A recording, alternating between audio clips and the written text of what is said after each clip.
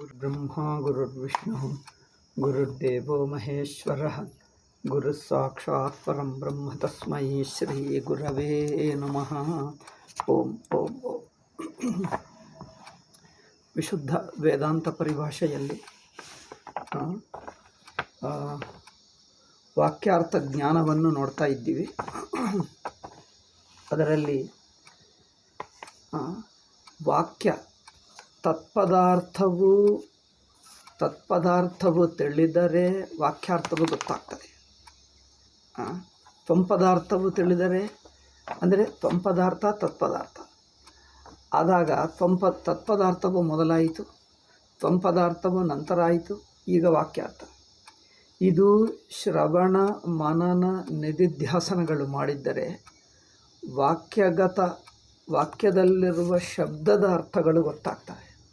ನಾವು ಹಿಂದಿನ ಪಾಠದಲ್ಲಿ ಶ್ರವಣ ಮನನ ಹೇಳಿದ್ದೇವೆ, ಈಗ ನಿಧಿಧ್ಯಾಸನ ಹೇಳ್ತಾ ಇದ್ದೇವೆ. ಏತಚ್ಚ ನಿಧಿಧ್ಯಾಸನಂ ಭಾವನಾ ಸಂತಾನ ರೂಪ. ಈ ನಿಧಿಧ್ಯಾಸನವು ಒಂದು ಭಾವನೆ ಮಾಡುವುದಲ್ಲ, ಇದು ವಿಚಾರ ರೂಪ. ವಿಚಾರ ಅಂದ್ರೇನು? ಗಮನಿಸುವುದೇ ಹೊರತು ಊಹಿಸುವುದಲ್ಲ.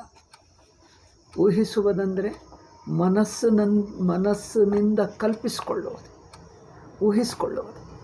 ಊಹಿಸಿಕೊಳ್ಳುವುದು ಉಪಾಸನೆ ಆಗುತ್ತದೆ.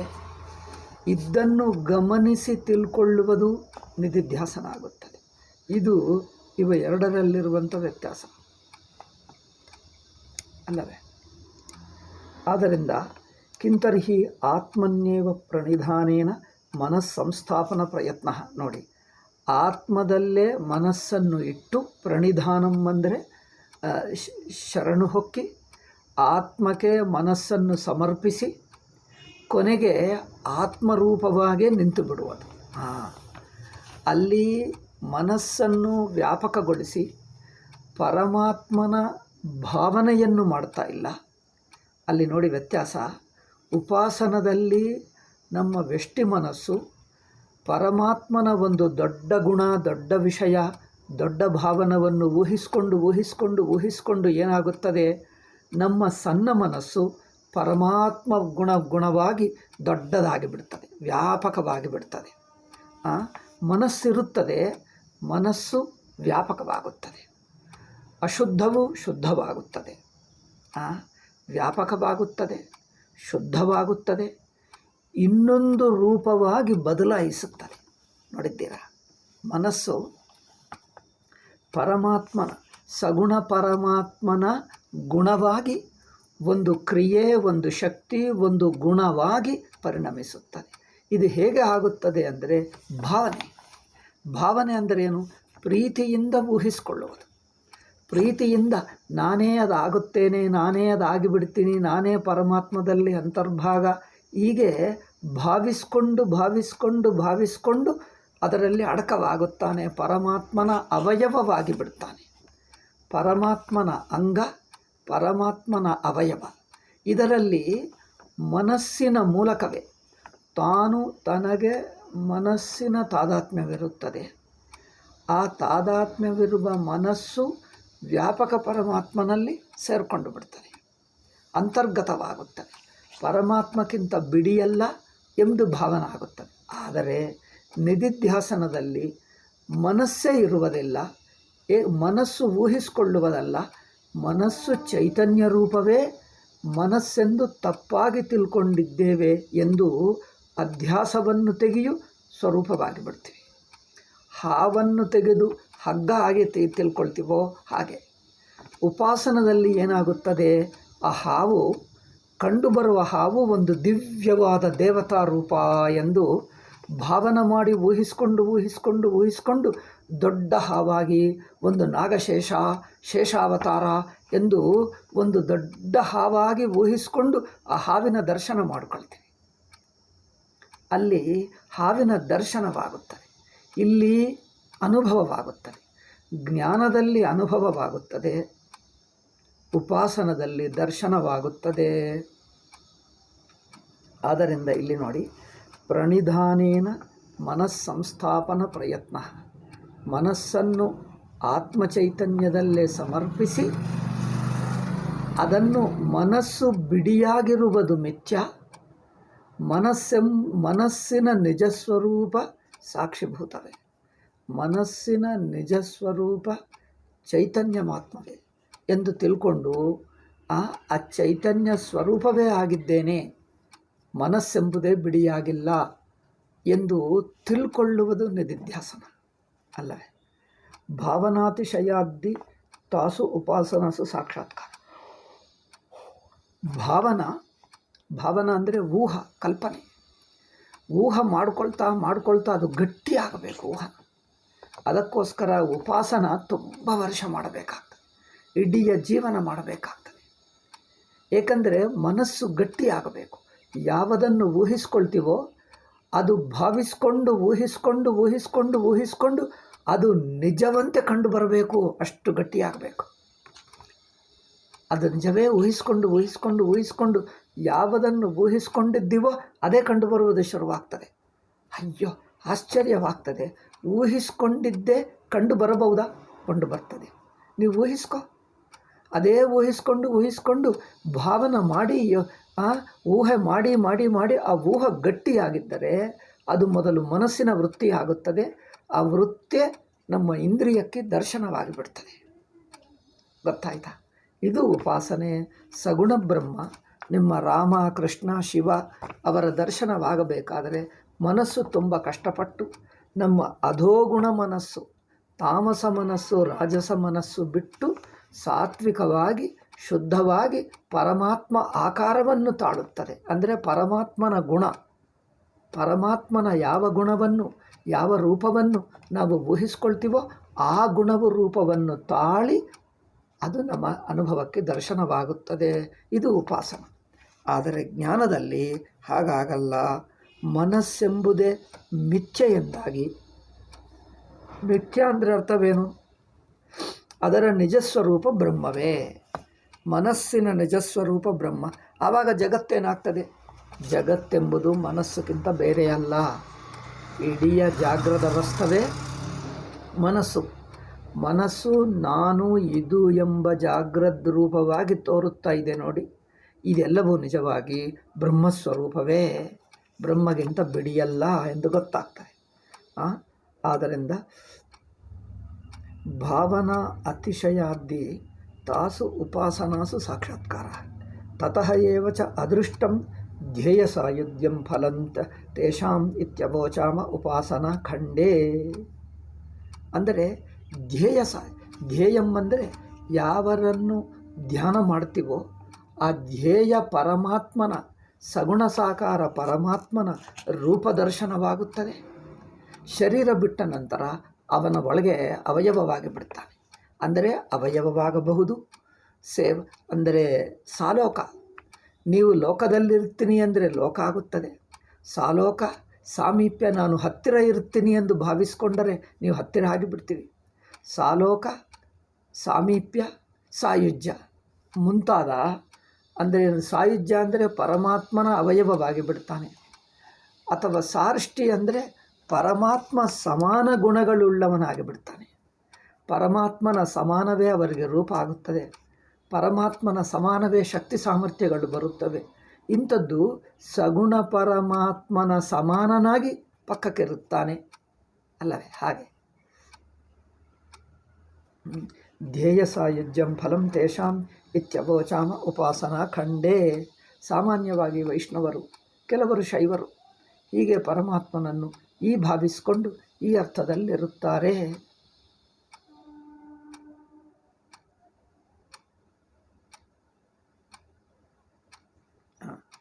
ಪುನರ್ ವಸ್ತುತಂತ್ರಜ್ಞಾನತ್ವಾತ್. ಏಕೆಂದರೆ ಇದು ವಸ್ತುತಂತ್ರ ಅಂದರೆ ಇದ್ದನ್ನು ಇದ್ದ ಹಾಗೆ ತಿಳ್ಕೊಳ್ತಾ ಇದ್ದೀವಿ ಹೊರತು ಭಾವನೆ ಮಾಡ್ತಾ ಇಲ್ಲ. ಊಹಿಸ್ಕೊಂಡು ಪ್ರೀತಿಯಿಂದ ಊಹಿಸ್ಕೊಳ್ಳುವುದು. ಅಲ್ಲಿ ಪ್ರೀತಿ ಕಲ್ಪನಾ. ಉಪಾಸನದಲ್ಲಿ ಪ್ರೀತಿ ಬೇಕು, ಕಲ್ಪನಾ ಬೇಕು. ಪ್ರೀತಿ ಬೇಕು, ಊಹಿಸ್ಕೊಳ್ಳುವುದು ಬೇಕು. ಇಲ್ಲಿ ಊಹಿಸ್ಕೊಳ್ಳುವುದಲ್ಲ, ಇದ್ದನ್ನು ಇದ್ದ ಹಾಗೆ ನೋಡುವುದು. ಇದರಲ್ಲಿ ತಪ್ಪು ತಿಳುವಳಿಕೆ ಬಿಡುತ್ತದೆ ಅಷ್ಟೇ. ಅಲ್ಲಿ ತಪ್ಪು ತಿಳುವಳಿಕೆ ಇರಬಹುದು, ತಪ್ಪು ತಿಳುವಳಿಕೆಯನ್ನಲ್ಲ.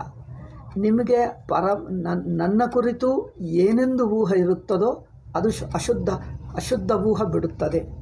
ಪರಮಾತ್ಮನ ಅಲ್ಲಿ ಎರಡಾಗುತ್ತದೆ. ಉಪಾಸನದಲ್ಲಿ ದೂರವಾಗಿರುವ ಪರಮಾತ್ಮ ಹತ್ತಿರಕ್ಕೆ ಬಂದು ಅನುಭವದಲ್ಲಿರುತ್ತಾನೆ. ಈಗ ತಾನು ಜೀವ, ಅಲ್ಪ ಜೀವ ಹೋಗಿ ಉತ್ಕೃಷ್ಟ ಜೀವನಾಗುತ್ತಾನೆ. ಅತ್ಯಂತ ಉತ್ಕೃಷ್ಟ ಶುದ್ಧ ರೂಪ, ಅತ್ಯಂತ ಶುದ್ಧವಾದ ಉತ್ಕೃಷ್ಟವಾದ ಜೀವನ ಆಗುತ್ತಾನೆ. ಸಗುಣ ಪರಮಾತ್ಮನ ಹತ್ತಿರ ಹೋಗಿ ಅವರ ಜೊತೆಗೆ ಇದ್ದು ಅವರ ಸೇವೆ ಮಾಡುವಂಥ ಯೋಗ್ಯತೆ ಪಡ್ಕೊಳ್ತಾನೆ, ಅವರಿಗೆ ಹತ್ತಿರವಾಗಿರುತ್ತಾನೆ. ಈಗ ಪರಮಾತ್ಮ ಎಲ್ಲಿದ್ದಾನೋ ನಮಗೆ ಗೊತ್ತಿಲ್ಲ ಅನಿಸುತ್ತಾನಲ್ಲ, ದೂರವಾಗಿರುವಂಥ ಪರಮಾತ್ಮ ನಮ್ಮ ಅನುಭವಕ್ಕೆ ಬಂದು ಬಿಡ್ತಾನೆ. ಯಾವುದೇ ಒಂದು ಗುಣದಲ್ಲಿ, ಯಾವುದೇ ಒಂದು ರೂಪದಲ್ಲಿ, ರಾಮ, ಕೃಷ್ಣ, ಶಿವ, ದೇವಿ, ನಿಮಗೆ ಯಾವ ರೂಪ ಇಷ್ಟವಾದರೆ ಆ ರೂಪದಲ್ಲಿ ದರ್ಶನವಾಗುತ್ತೆ. ಬಟ್ ಒಂದೇ ರೂಪ ಇಟ್ಕೊಳ್ಳಬೇಕು. ರೂಪ ಬದಲಾಯಿಸ್ತಾ ಇದ್ದರೆ ಸಾಕ್ಷಾತ್ಕಾರವಾಗಲ್ಲ. ನಿಮಗೆ ದೇವಿ ಇಷ್ಟವಾದರೆ ಇಡೀ ಜೀವನ ದೇವಿಯೇ ಮಾಡಬೇಕು. ಶಿವ ಇಷ್ಟವಾದರೆ ಇಡೀ ಜೀವನ ಶಿವನೇ ಮಾಡಬೇಕು. ರಾಮ ಇಷ್ಟವಾದರೆ ಇಡೀ ಜೀವನ ರಾಮನೇ ಮಾಡಬೇಕು. ಬೇರೆ ದೇವರನ್ನು ಮಾಡಿದ್ದರೂ ಅವರೆಲ್ಲರೂ ರಾಮನ ರೂಪಗಳೇ ಎಂದು ಹೇಳಬೇಕೇ ಹೊರತು ನಿಮಗೆ ಮುಖ್ಯ ರೂಪ ರಾಮ ಎಂದಿಟ್ಕೊಳ್ಳಬೇಕು. ರಾಮನೇ ಮುಖ್ಯ, ಮಿಕ್ಕ ದೇವರೆಲ್ಲ ರಾಮನ ರೂಪಗಳೇ ಹಾಗಿಟ್ಕೊಳ್ಳಬೇಕು. ಹಾಗಾದರೆ ನಿಮಗೆ ಒಂದೇ ರಾಮ ರಾಮ ರಾಮ ರಾಮ ಇಟ್ಕೊಂಡರೆ ರಾಮನ ರೂಪ ಕೋದಂಡಪಾಣಿ, ಕೈಯಲ್ಲಿ ಧನುಷ್ ಬಾಣ, ಕಿರೀಟ ಇರುತ್ತಾನೆ, ನೀಲಮೇಘಶ್ಯಾಮ, ಸುಂದರ ರೂಪ ಇರುತ್ತಾನಲ್ಲ.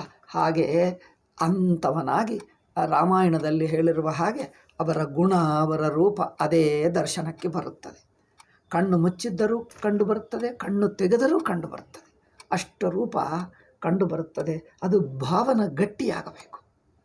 ಅಂದರೆ ಏನು? ಅದು ಯಾವಾಗ ಆಗುತ್ತದೆ ಅಂದರೆ ನಮ್ಮ ಮನಸ್ಸು ಕರಗಿ ಹೋಗಬೇಕು. ಈಗ ನಮ್ಮ ಮನಸ್ಸು ಕಠೋರವಾಗಿದೆ, ಅದು ಕರಗಿ ಹೋಗಬೇಕು.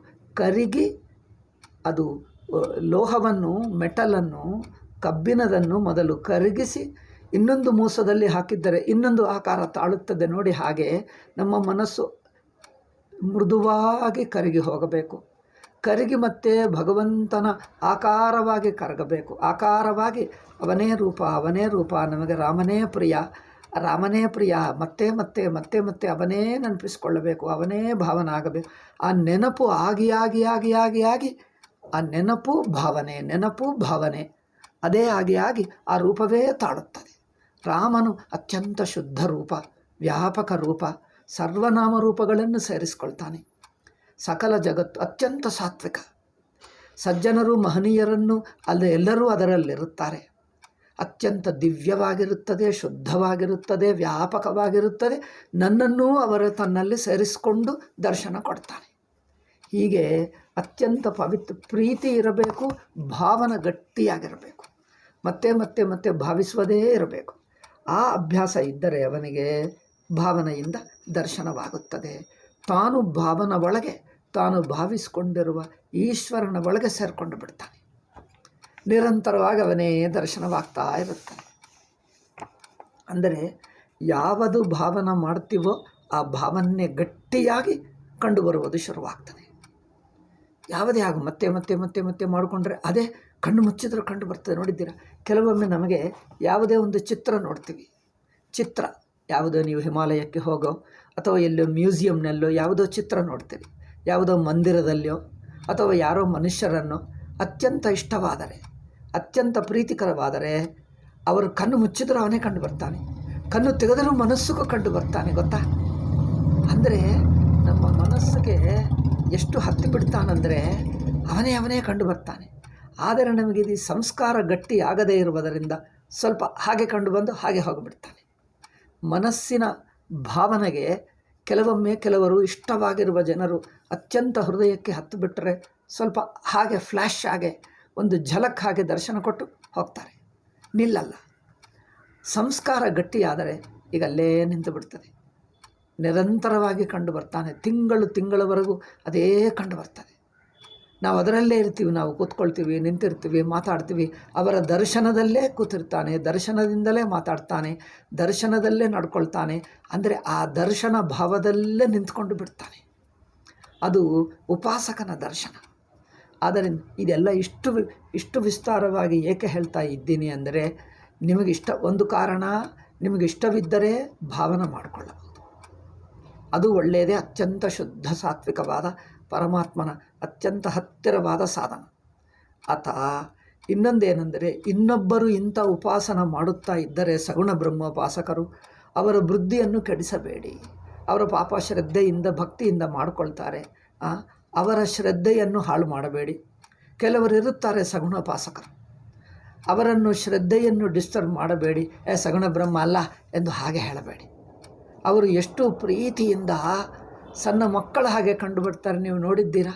ಮುಗ್ಧ ಭಕ್ತರು ಅವ್ರು ಏನು ಹೇಳ್ತಾರೆ, ಮಂದಿರ ದರ್ಶನಕ್ಕೆ ಹೋದರೆ ಅಯ್ಯೋ ಎಷ್ಟು ಚೆನ್ನಾಗಿ ದರ್ಶನವಾಯಿತು, ಅಬ್ಬಾ ಸಾಕ್ಷಾತ್ ದರ್ಶನವಾಯಿತು, ನಮ್ಮ ಜನ್ಮ ಧನ್ಯವಾಯಿತು ಅನಿಸುತ್ತದೆ. ಅಂದರೆ ಮನಸ್ಸು ಎಷ್ಟು ಪ್ರೀತಿಯಿಂದ ತುಂಬುತ್ತದೆ, ಆನಂದವಾಗಿರ್ತಾರೆ. ಅಂದರೆ ಪರವಶವಾಗಿ ಬಾ ನನಗೆ ದರ್ಶನ ಅಂದರೆ ಆ ಭಾವನದಲ್ಲಿ ಮುಳುಗಿರುತ್ತಾರೆ ಅವರು.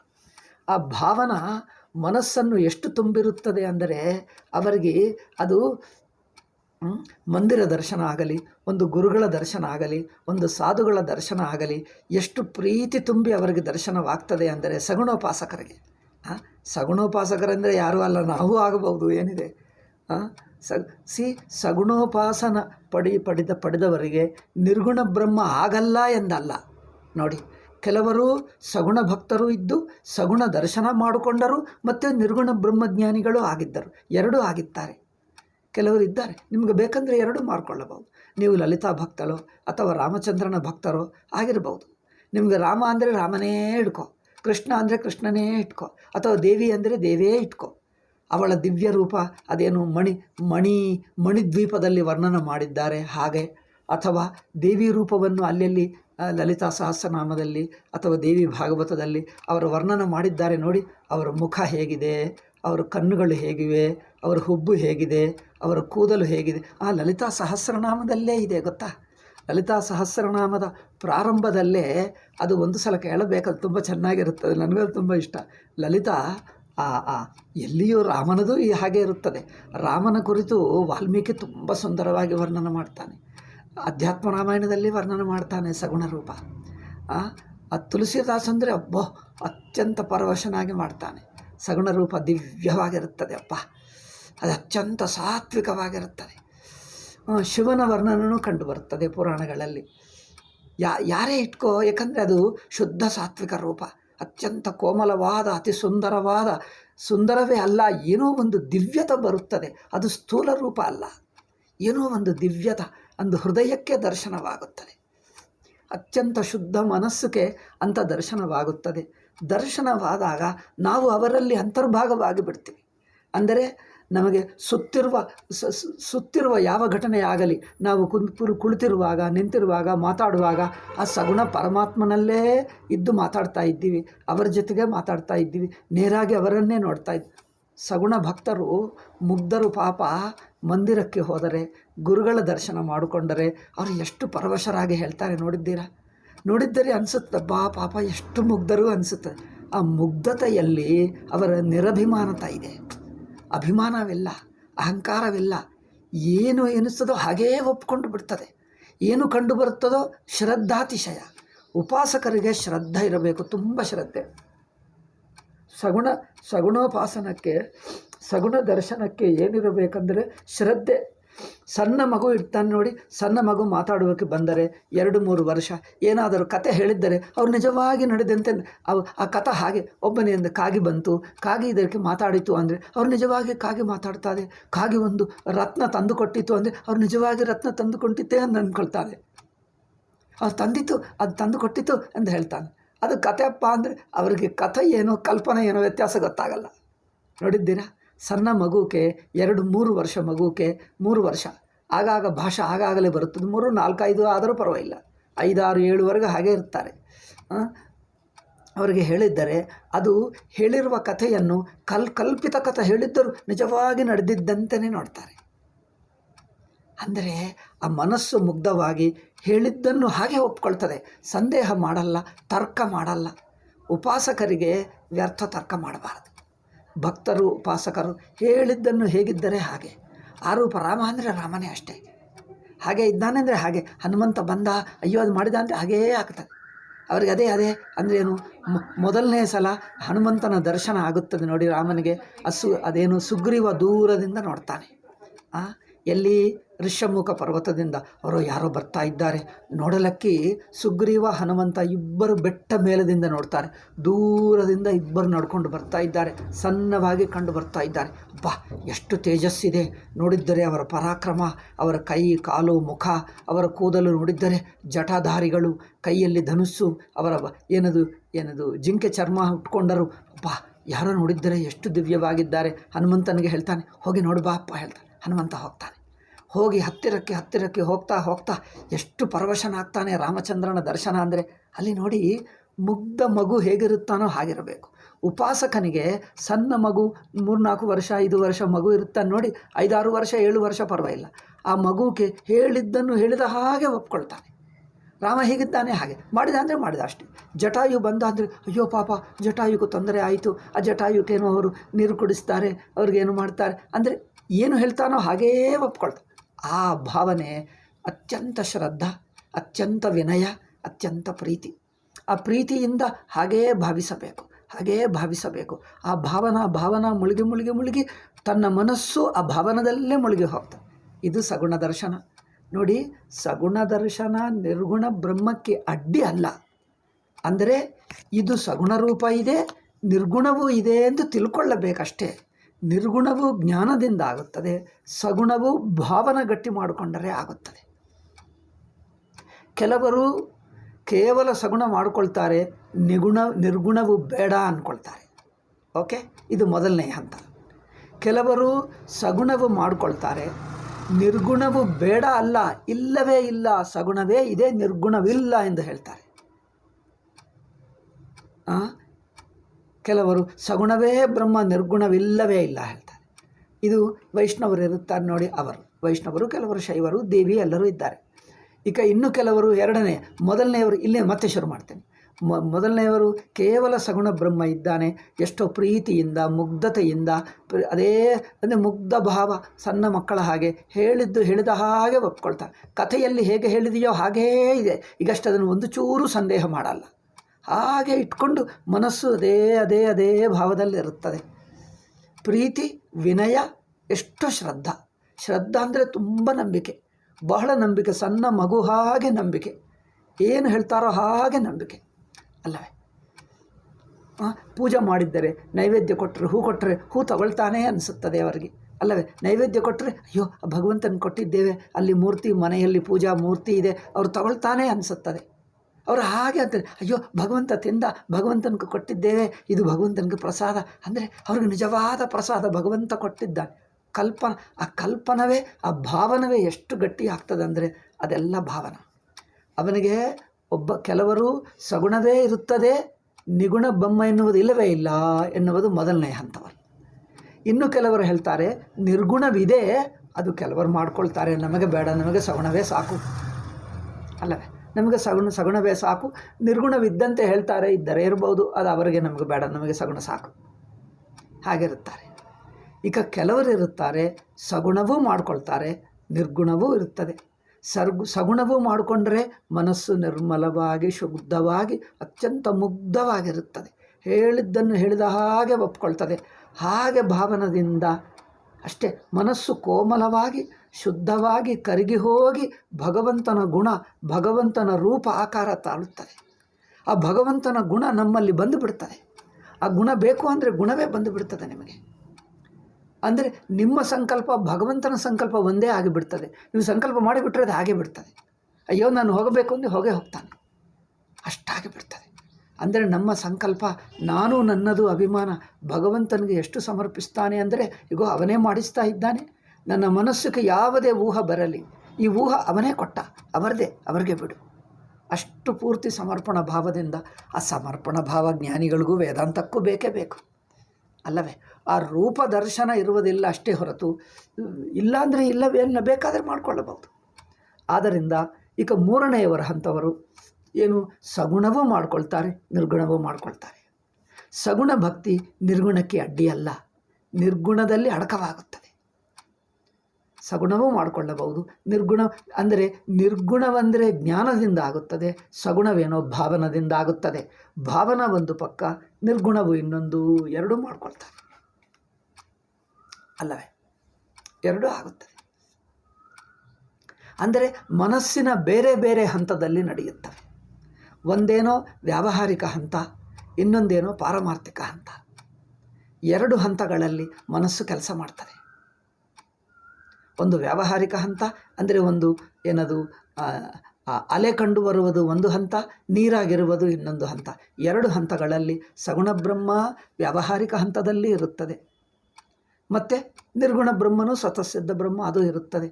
ಎರಡೂ ಪಡ್ಕೊಳ್ತಾರೆ. ಈಗ ಇನ್ನು ನಾಲ್ಕನೆಯವರು ಇರುತ್ತಾರೆ. ಅವರೇನು ಹೇಳ್ತಾರೆ? ಸಗುಣ ಬೇಡವೇ ಬೇಡ, ಸಗುಣ ಎಲ್ಲ ಸುಮ್ಮನೆ ಕಲ್ಪನಾ ಬೇಡವೇ ಬೇಡ, ಕೇವಲ ನಿರ್ಗುಣ ಸಾಕು ಅಂದ್ಕೊಳ್ತಾರೆ. ಕೇವಲ ನಿರ್ಗುಣವೇ ಬ್ರಹ್ಮ, ವಿಚಾರ ಮಾಡ್ತೀವಿ ಸಾಕು, ಈಗ ಸಗುಣವೇಕೆ, ಇದೆಲ್ಲ ಜಗತ್ತು ತೋರ್ತಾ ಇದೆಲ್ಲ ಇದೇ ಬ್ರಹ್ಮ ಇನ್ನೇಕೆ. ಹೀಗೆ ನಾಲ್ಕು ಬಗೆ ಜನರಿರುತ್ತಾರೆ. ನಾನು ಇಷ್ಟೆಲ್ಲ ಏಕೆ ಹೇಳಿದ್ದೀನಿ ಅಂದರೆ, ಬಗೆ ಬಗೆ ಜನರಿರುತ್ತಾರೆ. ಅವರನ್ನು ಕೀಳಾಗಿ ನೋಡಬೇಡಿ. ಅವರನ್ನು ಏನೊಂದು ಬೈಯುವುದು, ಅವರ ಪಾಪ ಶ್ರದ್ಧ ಪಾಪ ಮುಗ್ಧರಾಗಿರುತ್ತಾರೆ, ಸಣ್ಣ ಮಗು ಹಾಗೆ. ಅವರು ಎದುರಾಗಿ ಹೋಗಿ ರಾಮಕೃಷ್ಣ ಎಲ್ಲ ಕಲ್ಪಿತ ಹೀಗೆ ಹೇಳಿಬಿಟ್ರೆ ಪಾಪ ಅವ್ರು ಬೇಜಾರು ಮಾಡಿಕೊಂಡು ಅವರು ನೊಂದುಕೊಳ್ತು ಬಿಡ್ತಾರೆ. ಅವ್ರನ್ನ ನೋಯಿಸಬೇಡಿ. ಅವ್ರ ಮನಸ್ಸು ಅತ್ಯಂತ ಮುಗ್ಧರಾಗಿ ಅತ್ಯಂತ ಕೋಮಲವಾಗಿ ಇರುತ್ತಾರೆ. ಶ್ರದ್ಧದಿಂದ ವಿನಯದಿಂದ ಮಗು ಹಾಗೇ ಇರುತ್ತಾರೆ. ಅವರನ್ನು ನೋಯಿಸಬೇಡಿ. ಈಗ ಹೇಳಿದನೆಲ್ಲ ಮತ್ತೊಂದು ಸಲ ಹೇಳ್ತೀನಿ ನೋಡಿ. ನಾಲ್ಕು ಜನರು, ಒಬ್ಬರು ಕೇವಲ ಸಗುಣ ಬ್ರಹ್ಮನೇ ಇರುತ್ತದೆ, ನಿರ್ಗುಣವಿಲ್ಲವೇ ಇಲ್ಲ ಹೇಳ್ತಾರೆ. ಈಗ ಎರಡನೆಯವರು ನಿರ್ಗುಣ ಇದೆ, ಆದರೆ ಅದು ನಮಗೆ ಬೇಡ, ನಮಗೆ ಸಗುಣವೇ ಸಾಕು. ನಿರ್ಗುಣ ಇದೆ ಒಪ್ಕೊಳ್ತಾರೆ, ತಾವು ಮಾತ್ರ ಸಗುಣಕ್ಕೆ ಇದ್ದು ಬಿಡ್ತಾರೆ. ನಿರ್ಗುಣ ನಮಗೆ ಬೇಡ, ನಮಗೆ ಆಗಲ್ಲ, ನಮಗೆ ಕಷ್ಟ, ಅವರು ದೊಡ್ಡವರು ಮಾಡ್ಕೊಳ್ತಾರೆ, ನಾವು ಮಾತ್ರ ಸಾಕಿಷ್ಟೇ. ಮೊದಲನೆಯವರು ಸಗುಣವೇ ಇದೆ, ನಿರ್ಗುಣವಿಲ್ಲವೇ ಇಲ್ಲ ಹೇಳ್ತಾರೆ. ಕೆಲವರು ಹೇಳ್ತಾರೆ ನಿರ್ಗುಣ ಇದೆ, ಇದ್ದಿರಬಹುದು, ಯಾರಿಗೋ, ನಮಗೆ ಬೇಡ, ನಮಗೆ ಸಗುಣವೇ ಸಾಕು. ಮೂರನೆಯವರು ಏನು ಮಾಡ್ತಾರೆ? ಸಗುಣವೂ ಮಾಡ್ಕೊಳ್ತೀವಿ, ನಿರ್ಗುಣವೂ ಮಾಡ್ಕೊಳ್ತೀವಿ. ಭಾಗವತದಲ್ಲಿ ಕಂಡು ಬರ್ತದೆ, ತುಳಸಿ ರಾಮಾಯಣದಲ್ಲಿ ಕಂಡು ಬರ್ತದೆ. ಸಗುಣ ದರ್ಶನ, ನಿರ್ಗುಣ ದರ್ಶನ. ಭಾಗವತದಲ್ಲಿ ನೋಡಿ, ಸಗುಣ ಅರ್ಥ ಆಗುತ್ತದೆ. ಭಗವಂತನ ಕೃಷ್ಣನನ್ನು ಪ್ರಹ್ಲಾದ ಸಗುಣ ದರ್ಶನ ಮಾಡಿಕೊಳ್ತಾನೆ, ನಿರ್ಗುಣ ಬ್ರಹ್ಮ ಅನುಭವಕ್ಕೆ ಬರುತ್ತದೆ ಅಲ್ಲ, ಎರಡೂ ಇರುತ್ತದೆ. ಆದರೆ ಸಗುಣವು ಮನಸ್ಸನ್ನು ಭಾವನ ಮಾಡಿ ಈ ಎಚ್ಚರ ಅವಸ್ಥೆಯೆಲ್ಲ, ವೈಶ್ವಾನರ ಅವಸ್ಥೆಯೆಲ್ಲ ಬ್ರಹ್ಮವಾಗಿ ತೋರ್ತದೆ. ಇನ್ನೊಂದು ಅನುಭವ ಏನಂದರೆ, ಈ ಅವಸ್ಥೆಯೆಲ್ಲ ತನ್ನ ಆತ್ಮಸ್ವರೂಪವೇ ಎಂದು ನಿರ್ಗುಣ ತುರೀಯವಾಗುತ್ತದೆ. ಒಂದು ತುರಿಯ ಪಾರಮಾರ್ಥಿಕ ಸತ್ತ, ವೈಶ್ವಾನರ ಹಂತದಲ್ಲಿ ಸಗುಣ ಬ್ರಹ್ಮ ದರ್ಶನ, ವೈಶ್ವಾನರ ಹಂತದಲ್ಲಿ ಸಗುಣ ಬ್ರಹ್ಮ ದರ್ಶನ, ತುರಿಯ ಹಂತದಲ್ಲಿ ನಿರ್ಗುಣ ಬ್ರಹ್ಮ ದರ್ಶನ, ಎರಡೂ ಇಟ್ಕೊಳ್ತಾರೆ. ವ್ಯವಹಾರದಲ್ಲಿ ನಾಮರೂಪ ತೋರುವಾಗ ಸಗುಣ ಬ್ರಹ್ಮವಾಗಿ, ನಿರ್ಗುಣ ಬ್ರಹ್ಮ ಅದ್ವಿತೀಯ ಬ್ರಹ್ಮ ಸ್ವತಃಸಿದ್ಧ ಬ್ರಹ್ಮ, ಅದು ಜ್ಞಾನದಿಂದ. ಇದು ಭಾವನೆಯಿಂದ, ಅದು ಜ್ಞಾನದಿಂದ. ಇದು ಉಪಾಸನ ಮಾಡಿ, ಅದು ತತ್ವವನ್ನು ತಿಳ್ಕೊಂಡು. ಎರಡೂ ಮಾಡ್ಕೊಳ್ತಾರೆ. ಏಕೆಂದರೆ ಅವರ ಮನಸ್ಸು ಹಾಗಿರುತ್ತದೆ. ಕೆಲವರಿಗೆ ಎರಡೂ ಆಗುತ್ತದೆ, ಎಷ್ಟೋ ಜನರಿಗೆ ಆಗುತ್ತದೆ. ತತ್ವಜ್ಞಾನಿಗಳಿಗೆ ಎರಡೂ ಆಗುತ್ತದೆ. ಶಂಕರಾಚಾರ್ಯರ ಜೀವನದಲ್ಲಿ ಕತೆ ಹೇಳ್ತಾರೆ, ತನ್ನ ತಾಯಿಗೆ ವಿಷ್ಣು ದರ್ಶನ ಮಾಡಿಸಿದ್ದಾರೆ ಅಂತ. ಅಂದರೆ ಅವರು ನಿರ್ಗುಣ ಬ್ರಹ್ಮನಿಷ್ಠರಾದರೂ ವ್ಯಾವಹಾರಿಕ ದೃಷ್ಟ್ಯ, ನಾಮರೂಪ ದೃಷ್ಟ್ಯ ಸಗುಣ ದರ್ಶನ ಅಂದರೆ ಇನ್ನೊಬ್ಬರಿಗೆ ಮಾಡಿಸಬೇಕಂದರೆ ತನಗೆ ಆಗದೆ ಇನ್ನೊಬ್ಬರಿಗೆ ಹೇಗೆ ಮಾಡಿಸ್ತಾರೆ? ತಾನು ಸಗುಣವನ್ನು ದರ್ಶನ ಮಾಡಿಕೊಂಡು ನಾಮರೂಪ ದೃಷ್ಟ್ಯ, ಆ ನಾಮರೂಪ ದೃಷ್ಟಿಯನ್ನು ತಾಯಿಗೆ ಮಾಡಿಸಿದ್ದಾರೆ. ಸ್ವರೂಪದಲ್ಲಿ ಅದೆಲ್ಲವೂ ಅಧ್ಯಸ್ಥವೇ, ತನಗಿಂತ ಬೇರೆ ಇಲ್ಲ, ಹಾಗಿರುತ್ತದೆ ಅಲ್ಲವೇ? ಆದ್ದರಿಂದ ವ್ಯಾವಹಾರಿಕ ದೃಷ್ಟ್ಯ, ಕಲ್ಪಿತ ನಾಮರೂಪ ದೃಷ್ಟ್ಯ ಸಗುಣ ಬ್ರಹ್ಮ, ಸ್ವತಃಸಿದ್ಧ ಅನುಭವ ದೃಷ್ಟ್ಯ ಬ್ರಹ್ಮ, ಹಾಗೆ. ಆದ್ದರಿಂದ ಅವರು ಇಂಥದ್ದು ಸ್ವಲ್ಪ ಸಗುಣೋಪಾಸನ ಎಲ್ಲರಿಗೂ ಬೇಕು. ನಿರ್ಗುಣ ಬ್ರಹ್ಮಜ್ಞಾನಿಗಳ ಆದರೂ ಸಗುಣ ಬ್ರಹ್ಮ ಸ್ವಲ್ಪ ಬೇಕು. ಏಕೆಂದರೆ ಅತ್ಯಂತ ವಿನಯ, ಮನಸ್ಸು ಅತ್ಯಂತ ವಿನಯವಾಗಿ ಪೂರ್ಣ ಶ್ರದ್ಧೆಯಿಂದ, ಪೂರ್ಣ ನಂಬಿಕೆಯಿಂದ ಮನಸ್ಸು ಕೋಮಲವಾಗಿ ನಿರಭಿಮಾನವಾಗಿರುತ್ತದೆ. ಅತ್ಯಂತ ವಿನಯಶೀಲ, ಎಷ್ಟು ಪೂರ್ತಿ ಕೋಮಲವಾಗಿ, ಏನೂ ಅಭಿಮಾನ ಅಹಂಕಾರವಿಲ್ಲದೆ ಪೂರ್ತಿ ಮನಸ್ಸು ನನ್ನದಲ್ಲ ಎಂದು ಬಿಟ್ಟು ಬಿಡುತ್ತದೆ.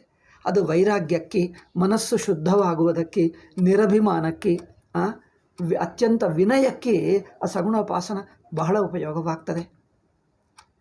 ಅದೇ ಕೊನೆಗೂ ಬ್ರಹ್ಮಸ್ವರೂಪ ಎಂದು ತಿಳ್ಕೊಂಡು ಬಿಡ್ತಾನೆ. ಅಂದರೆ ಬ್ರಹ್ಮ ಎಂದು ಸ್ವಾನುಭವ ದೃಷ್ಟ್ಯ ತಿಳ್ಕೊಳ್ತಾನೆ. ನಾಮರೂಪ ಕಲ್ಪಿತ ನಾಮರೂಪ ದೃಷ್ಟ್ಯ ಸಗುಣವಿರುತ್ತದೆ. ಹಾಗೆ ಇರುತ್ತದೆ. ಇದೇನೋ ಕಲ್ಪಿತ, ಅದೇನೋ ವಾಸ್ತವಿಕತೆ. ಅಲೆ ನೀರೇ ಎಂದು ತಿಳ್ಕೊಂಡ ನಂತರನೂ ನೀರು ಅಲೆ ಕಂಡು ಬಂದರು, ಅದೇ ಅಲ್ಲಿ ಸುಮ್ಮನೆ ಕಂಡು ಬರ್ತಾ ಅಲ್ಲಿ ಏನಿಲ್ಲ ಅನಿಸುತ್ತದೆ ಅಲ್ಲವೇ. ನೀರೇ ಎಂದು ಗೊತ್ತಾದ ನಂತರನೂ ಅದು ಕಲ್ಪಿತ ತೋರಬಹುದು ನಾಮರೂಪ ದೃಷ್ಟಿಗೆ. ತೋರಿದ್ದೆಲ್ಲ ಅದು ನೀರೇ ಎಂದೇ ತಿಳ್ಕೊಳ್ತಾನೆ. ನೀರಿನ ಅಲೆವೇ ಹೇಳ್ತಾನೆ ಹೊರತು ನೀರಿಗಿಂತ ಸ್ವತಂತ್ರ ಅಲೆ ಎಂದು ಹೇಳಲ್ಲ. ನೀರಿನ ಅಲೆನೇ ಆ ಅದ್ವಿತೀಯ ಬ್ರಹ್ಮವೇ ಈ ನಾಮರೂಪ ಜಗತ್ತಾಗಿ ತೋರ್ತಾ ಇದೆ. ತೋರಿದ್ದರೂ ಆ ಬ್ರಹ್ಮತ್ವ ಹೋಗಲ್ಲ, ಹಾಗಿರುತ್ತದೆ. ಈಗ ನಾಲ್ಕನೆಯವರು ಇರುತ್ತಾರೆ, ಸಗುಣವು ಬೇಡವೇ ಬೇಡ, ಕೇವಲ ನಿರ್ಗುಣವೇ ಸಾಕು ಅಲ್ಲವೇ. ಹಾಗೆ ಇರುತ್ತಾರೆ. ಅಂದರೆ 4 ಬಗೆ ಸಾಧಕರು ಇರುತ್ತಾರೆ. ಆದರೆ ಎಲ್ಲರಿಗೆ ಸಾಧಕಾವಸ್ಥೆಯಲ್ಲಿ ಸಗುಣ ಬ್ರಹ್ಮ ಉಪಾಸನೂ ಬೇಕು. ಸಾಧಕಾವಸ್ಥೆಯಲ್ಲಿ ಸಗುಣೋಪಾಸನದು ಸ್ವಲ್ಪಾದರೂ ಮನಸ್ಸು ಪೂರ್ತಿ ಅಂತರ್ಮುಖವಾಗಲಿಕ್ಕೆ, ಮನಸ್ಸು ಪೂರ್ತಿ ಶುದ್ಧವು, ನಿರ್ಮಲವು, ಅತ್ಯಂತ ವಿನಯಶೀಲ, ಕೋಮಲ, ಪೂರ್ತಿ ನಂಬಿಕೆ, ಪೂರ್ತಿ ಸಮರ್ಪಣೆಗೆ ಆ ಸಗುಣೋಪಾಸನವೂ ಬೇಕು. ಆವಾಗಲೇ ಮನಸ್ಸು ಸಮರ್ಪಿತವಾಗಿದ್ದರೆ ಅಭಿಮಾನ ಬಿಟ್ಟು ಆಗ್ರಹ ಬಿಟ್ಟಿರುವಂಥ ಕನ್ನಡಿಯಾಗಿ ಬಿಡ್ತದೆ ಮನಸ್ಸು. ಅಭಿಮಾನವಿಲ್ಲ, ಆಗ್ರಹವಿಲ್ಲ, ಕನ್ನಡಿ ಹಾಗೆ, ಸೆಲ್ಫೋನ್ ಹಾಗೆ. ಅಂದರೆ ತನಗೆ ಯಾವ ರೂಪವಿಲ್ಲ, ಯಾವುದು ಎದುರಿದ್ದರೆ ಅದೇ ಕಂಡು ಬರ್ತದೆ. ಅದಕ್ಕೋಸ್ಕರ ಅವರು ಅತ್ಯಂತ ಕೋಮಲ ಸೂಕ್ಷ್ಮವಾಗಿರುತ್ತಾರೆ, ಅತ್ಯಂತ ಕೋಮಲವಾಗಿರುತ್ತದೆ. ಯಾವುದು ಇದ್ದರೆ ಅದು ಸುಲಭವಾಗಿ ಹೊಂದಿಕೊಂಡು ಬಿಡ್ತಾರೆ, ಯಾವುದಾದರೆ ಅದರ ಜೊತೆಗೆ ಹೊಂದಿಕೊಳ್ತಾರೆ. ಯಾವುದೂ ಆಗ್ರಹವಿಲ್ಲ. ಅಷ್ಟು ಅತ್ಯಂತ ಕೋಮಲ, ಶುದ್ಧವಾದ, ನಿರ್ಮಲವಾದ ಮನಸ್ಸಿನಿಂದ ಕನ್ನಡಿ ಆಗಿರುತ್ತದೆ. ಅಂಥ ಕನ್ನಡಿ ಆಗಿರುವವನಿಗೆ ಬ್ರಹ್ಮಸ್ವರೂಪ ದರ್ಶನ ಸುಲಭವಾಗುತ್ತದೆ, ನಿರ್ಗುಣ ಬ್ರಹ್ಮ. ಏಕೆಂದರೆ ಮನಸ್ಸು ಕನ್ನಡಿಯಾಗಿ ಬಿಡ್ತದೆ, ಯಾವುದು ಆಗ್ರಹ ಮಾಡಲ್ಲ. ಏನಿದ್ದರೆ ಅದೇ ನೋಡ್ತದೆ, ಹೋದರೆ ಬಿಡುತ್ತದೆ, ಬಂದರೆ ನೋಡ್ತದೆ, ಹೋದರೆ ಬಿಡುತ್ತದೆ. ಹಾಗೆ ಮನಸ್ಸು ಏನೂ ಆಗ್ರಹವಿಲ್ಲ, ಕರ್ತೃತ್ವ ಭೋಕ್ತೃತ್ವ ಅಭಿಮಾನವಿಲ್ಲ, ಸುಮ್ಮನೆ ಕನ್ನಡಿ ಹಾಗೆ. ಏನು ಕಂಡು ಬಂದರೆ ಅದು, ಹೋದರೆ ಹೋಗಲಿ, ತೋರಿದರೆ ತೋರಲಿ, ಹೋದರೆ ಹೋಗಲಿ, ಯಾವುದಕ್ಕೆ ಆಗ್ರಹವಿಲ್ಲ, ಹಾಗೆಯೇ ಇರುತ್ತದೆ. ಅಂಥ ಮನಸ್ಸಿಗೆ ಈಗ ಅಷ್ಟು ಮಾತ್ರ ತೋರುವುದು ಬಿಡುವುದು ಬ್ರಹ್ಮೇ ಎನ್ನುವುದು ಆ ಒಂದು ಹೆಜ್ಜೆ, ನಿರ್ಗುಣ ಹೆಜ್ಜೆ ಸುಲಭವಾಗುತ್ತದೆ. ಅದು ತೋರಿದರೆ ಕನ್ನಡಿ ಹಾಗೆ ತೋರ್ತದೆ, ಹೋದರೆ ಹೋಗುತ್ತದೆ, ಮತ್ತೆ ತೋರ್ತದೆ, ಮತ್ತೆ ಹೋಗ್ತದೆ. ಅದು ಹಾಗೆ ತೋರುವುದು ಬಿಡುವುದು ಚೈತನ್ಯ ಮಾತ್ರವೇ ಎನ್ನುವುದು ಆ ಒಂದು ಸಣ್ಣ ಹೆಜ್ಜೆ ನಿರ್ಗುಣ ಬ್ರಹ್ಮ ಸುಲಭವಾಗಿ ಅರ್ಥವಾಗ್ತದೆ ಅಲ್ಲವೇ. ಅಷ್ಟು ಮಾತ್ರ ಮಾಡಿಕೊಂಡರೆ ಅದು ಸುಲಭವಾಗುತ್ತದೆ. ಆದ್ದರಿಂದ ಸಗುಣ ಬ್ರಹ್ಮೋಪಾಸನ ವೇದಾಂತಿಗಳು ಯಾರೂ ಕಡೆಗಣಿಸಲ್ಲ. ಏಕೆಂದರೆ ಸಗುಣ ಬ್ರಹ್ಮ ಅಂದರೆ ಸಗುಣ ಒಂದು ರೂಪವಾಗಿ ದೃಷ್ಟಿ ಬ್ರಹ್ಮ ಮೇಲೆ ಇರಬೇಕು. ಸಗುಣ ಎಂದು ಹೇಳಿದರೂ ಬ್ರಹ್ಮವೇ. ನೋಡಿ, ಅಲೆ ಎಂದು ಹೇಳಿದರೂ ಯಾವ ಅಲೆ? ನೀರಿನ ಅಲೆ ಅಲ್ಲವೇ. ಲೋಟ ಅಂದರೆ ಏನು? ಲೋಟ ಸ್ಟೀಲ್ದಾಗಬಹುದು. ನೋಡಿ, ಲೋಟ ಸ್ಟೀಲ್ದಾಗಬಹುದು, ಲೋಟ ಪ್ಲಾಸ್ಟಿಕ್ದಾಗಬಹುದು, ಲೋಟ ಇನ್ನೇನಾಗಬಹುದು. ಅಂದರೆ ಏನೇ ಆಗಲಿ ಆ ಮೂಲ ಪದಾರ್ಥ ಮೇಲೇ ಇರುತ್ತದೆ. ಅಥವಾ ಅಂದರೆ ಪ್ಲಾಸ್ಟಿಕ್ ಇಟ್ಕೊಳ್ಳೋಣ, ಪ್ಲಾಸ್ಟಿಕ್ ಲೋಟ ಇರುತ್ತದೆ, ಪ್ಲಾಸ್ಟಿಕ್ ಮಡಿಕೆ ಇರುತ್ತದೆ, ಪ್ಲಾಸ್ಟಿಕ್ ಚಮಚ ಇರುತ್ತದೆ, ಪ್ಲಾಸ್ಟಿಕ್ ಮುಚ್ಚಳ ಇರುತ್ತದೆ, ಪ್ಲಾಸ್ಟಿಕ್ದು ಇನ್ನೇನು ತಟ್ಟ ಇರುತ್ತದೆ. ಏನೇ ಆಗಲಿ ದೃಷ್ಟಿಯೆಲ್ಲ ಪ್ಲಾಸ್ಟಿಕ್ ಇಟ್ಕೊಂಡೇ ತಟ್ಟ ನೋಡು, ಪ್ಲಾಸ್ಟಿಕ್ ಇಟ್ಕೊಂಡೇ ಲೋಟ ನೋಡು, ಪ್ಲಾಸ್ಟಿಕ್ ಇಟ್ಕೊಂಡೇ ಮಡಿಕೆ ನೋಡು. ಹಾಗೇ ನೀರು ಇಟ್ಕೊಂಡೇ ಅಲೆ ನೋಡ್ತಾನೆ. ಸಣ್ಣ ಅಲೆ ಆಯಿತು, ದೊಡ್ಡ ಅಲೆ ನೀರೇ. ಹಾಗೆ ಆ ಚೈತನ್ಯ ರೂಪ ಇಟ್ಕೊಂಡೇ ಸಗುಣ ಬ್ರಹ್ಮ ನೋಡ್ತಾನೆ. ಏಕೆಂದರೆ ಚೈತನ್ಯವು ಅನಂತವಾಗಿರುತ್ತಾನಲ್ಲ.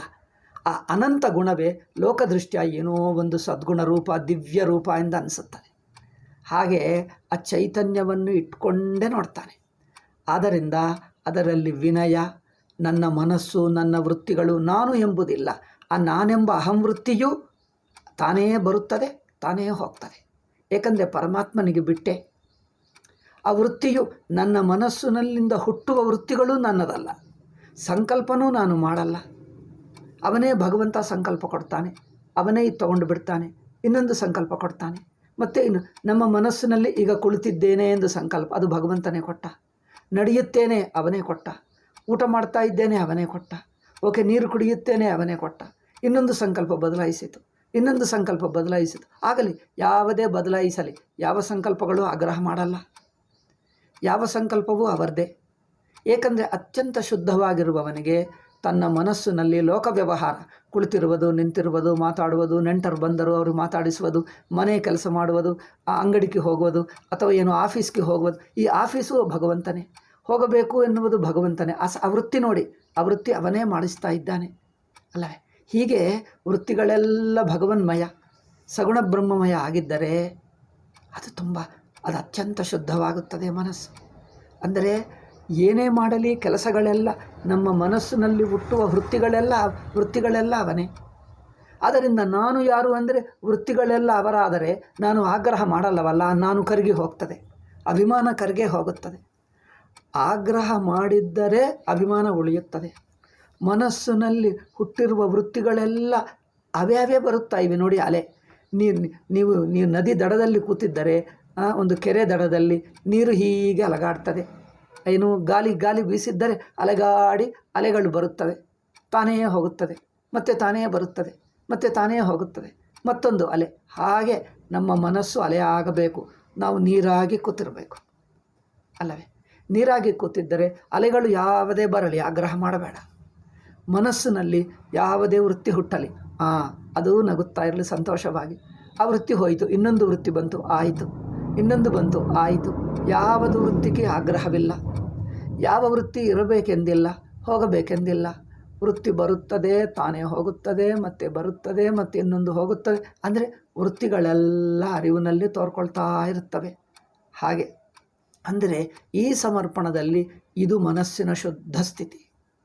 ಇದು ಸಗುಣ ಬ್ರಹ್ಮೋಪಾಸಕನಿಗೆ ಆಗ್ರಹ ಬಿಟ್ಟು ಭಗವಂತನ ಲೀಲಾಮಯವಾಗಿ ನೋಡ್ತಾನೆ, ಭಗವಂತನ ಲೀಲೆಯಾಗಿ ನೋಡ್ತಾನೆ. ಅಂದರೆ ವೃತ್ತಿಗಳು, ಕೆಲಸಗಳು, ಗುಣಗಳು ಇದರಲ್ಲಿ ನನ್ನದು ಎಂದು ಪ್ರತ್ಯೇಕವಾಗಿ ಇಟ್ಕೊಳ್ಳಲ್ಲ, ಮಮಕಾರ ಮಾಡಲ್ಲ, ಎಲ್ಲವೂ ಅವಂದೇ. ಅವನು ಅಂದರೆ ನಿಮ್ಮ ರಾಮಕೃಷ್ಣ, ಶಿವ, ದೇವಿ ಯಾರಾದರೆ ಯಾರು ಅವರದೇ, ಅವಳದೇ ಇಷ್ಟ ನೋಡಿ. ನಮ್ಮ ನೆಂಟರು ಅವನೇ, ನಮ್ಮ ಬಂಧುಗಳು ಅವರೇ, ಮನೆ ಅವಂದೇ. ತಾನೇ ಮನೆಯ ಗೋಡೆಗಳಾಗಿ ಕಂಡು ಬರ್ತಾನೆ ಸಗುಣ ಬ್ರಹ್ಮ. ತಾನೇ ಕುರ್ಚಿಯಾಗಿ, ತಾನೇ ಹಾಸಿಗೆ ಆಗಿ, ತಾನೇ ತನ್ನ ಕೈಕಾಲಾಗಿ ನೋಡಿ. ಈ ಕೈಕಾಲು ತಾನೇ, ನಮ್ಮ ಮುಖ ತಾನೇ, ನಮ್ಮ ಕೈಕಾಲು ತಾನೇ. ನಮಗೆ ಮನಸ್ಸಿನಲ್ಲಿ ವೃತ್ತಿ ಹುಟ್ಟಿದ್ದರೆ ಅದು ತಾನೇ. ಇನ್ನೊಬ್ಬ ಮನುಷ್ಯ ಬಂದ, ಅವನು ಈ ರೂಪವಾಗಿ, ಮನುಷ್ಯನನ್ನು ಲೌಕಿಕ ಎಂದು ತಿಳ್ಕೊಳ್ಳಬೇಡಿ. ಯಾರು ಬರುತ್ತಾರೋ ಆ ಮನುಷ್ಯ ರೂಪವಾಗಿ ನಿಮ್ಮ ದೇವರೇ ಬಂದರು. ನಿಮ್ಮ ರಾಮನೋ, ಕೃಷ್ಣನೋ, ಶಿವನೋ ಈ ಮನುಷ್ಯ ರೂಪವಾಗಿ ಬಂದರು. ಅವರನ್ನು ಕಡೆಗಣಿಸಬೇಡಿ. ಹೌದು, ಈ ಮನುಷ್ಯರೆಲ್ಲ ನೀವು ಮಾಡಿದ್ದೀವ, ನಾವು ಮಾಡಿದ್ದೀವ, ಪರಮಾತ್ಮನೇ ಮಾಡಿದ, ಸಂದೇಹ ಬೇಕೆ? ಈ ಗೋಡೆಗಳೆಲ್ಲ ಅವನೇ. ಸೂರ್ಯ ಚಂದ್ರ ಯಾರು ಮಾಡಿದ್ದಾರೆ? ಮನುಷ್ಯರು ಮಾಡಿದ್ದಾರೇನು? ಸೂರ್ಯ ಚಂದ್ರಗಳು ಭಗವಂತನೇ ಅಲ್ಲವೇ? ಅದರಿಂದ ಸೂರ್ಯ ಮರ ಗಿಡಗಳು ಯಾರು ಮಾಡಿದ್ದಾರೆ? ಯಾವ ಮನುಷ್ಯನಿಂದ ಮಾಡೋಕ್ಕಾಗಲ್ಲ.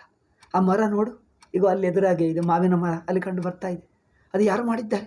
ಅದು ಪರಮಾತ್ಮನೇ ಮಾವಿನ ಮರ ರೂಪವಾಗಿ ತೋರ್ತಾ ಇದ್ದಾನೆ, ಪಕ್ಷಿ ರೂಪವಾಗಿ ತೋರ್ತಾನೆ, ಸೂರ್ಯನಾಗಿ, ಚಂದ್ರನಾಗಿ, ನನ್ನ ದೇಹವಾಗಿ, ನನ್ನ ಮುಖವಾಗಿ, ನನ್ನ ಕೈಕಾಲಾಗಿ, ನನ್ನ ಮನಸ್ಸಿನಲ್ಲಿ ವೃತ್ತಿಗಳು, ಸಂಕಲ್ಪಗಳು, ಯೋಚನೆಗಳು ಇದೆಲ್ಲ ಅವನೇ ಆಗಿ ತೋರ್ತಾ ಇದ್ದಾನೆ. ಅಂದರೆ ಅವನಿಗೆ ಸಮರ್ಪಿಸ್ತೀನಿ.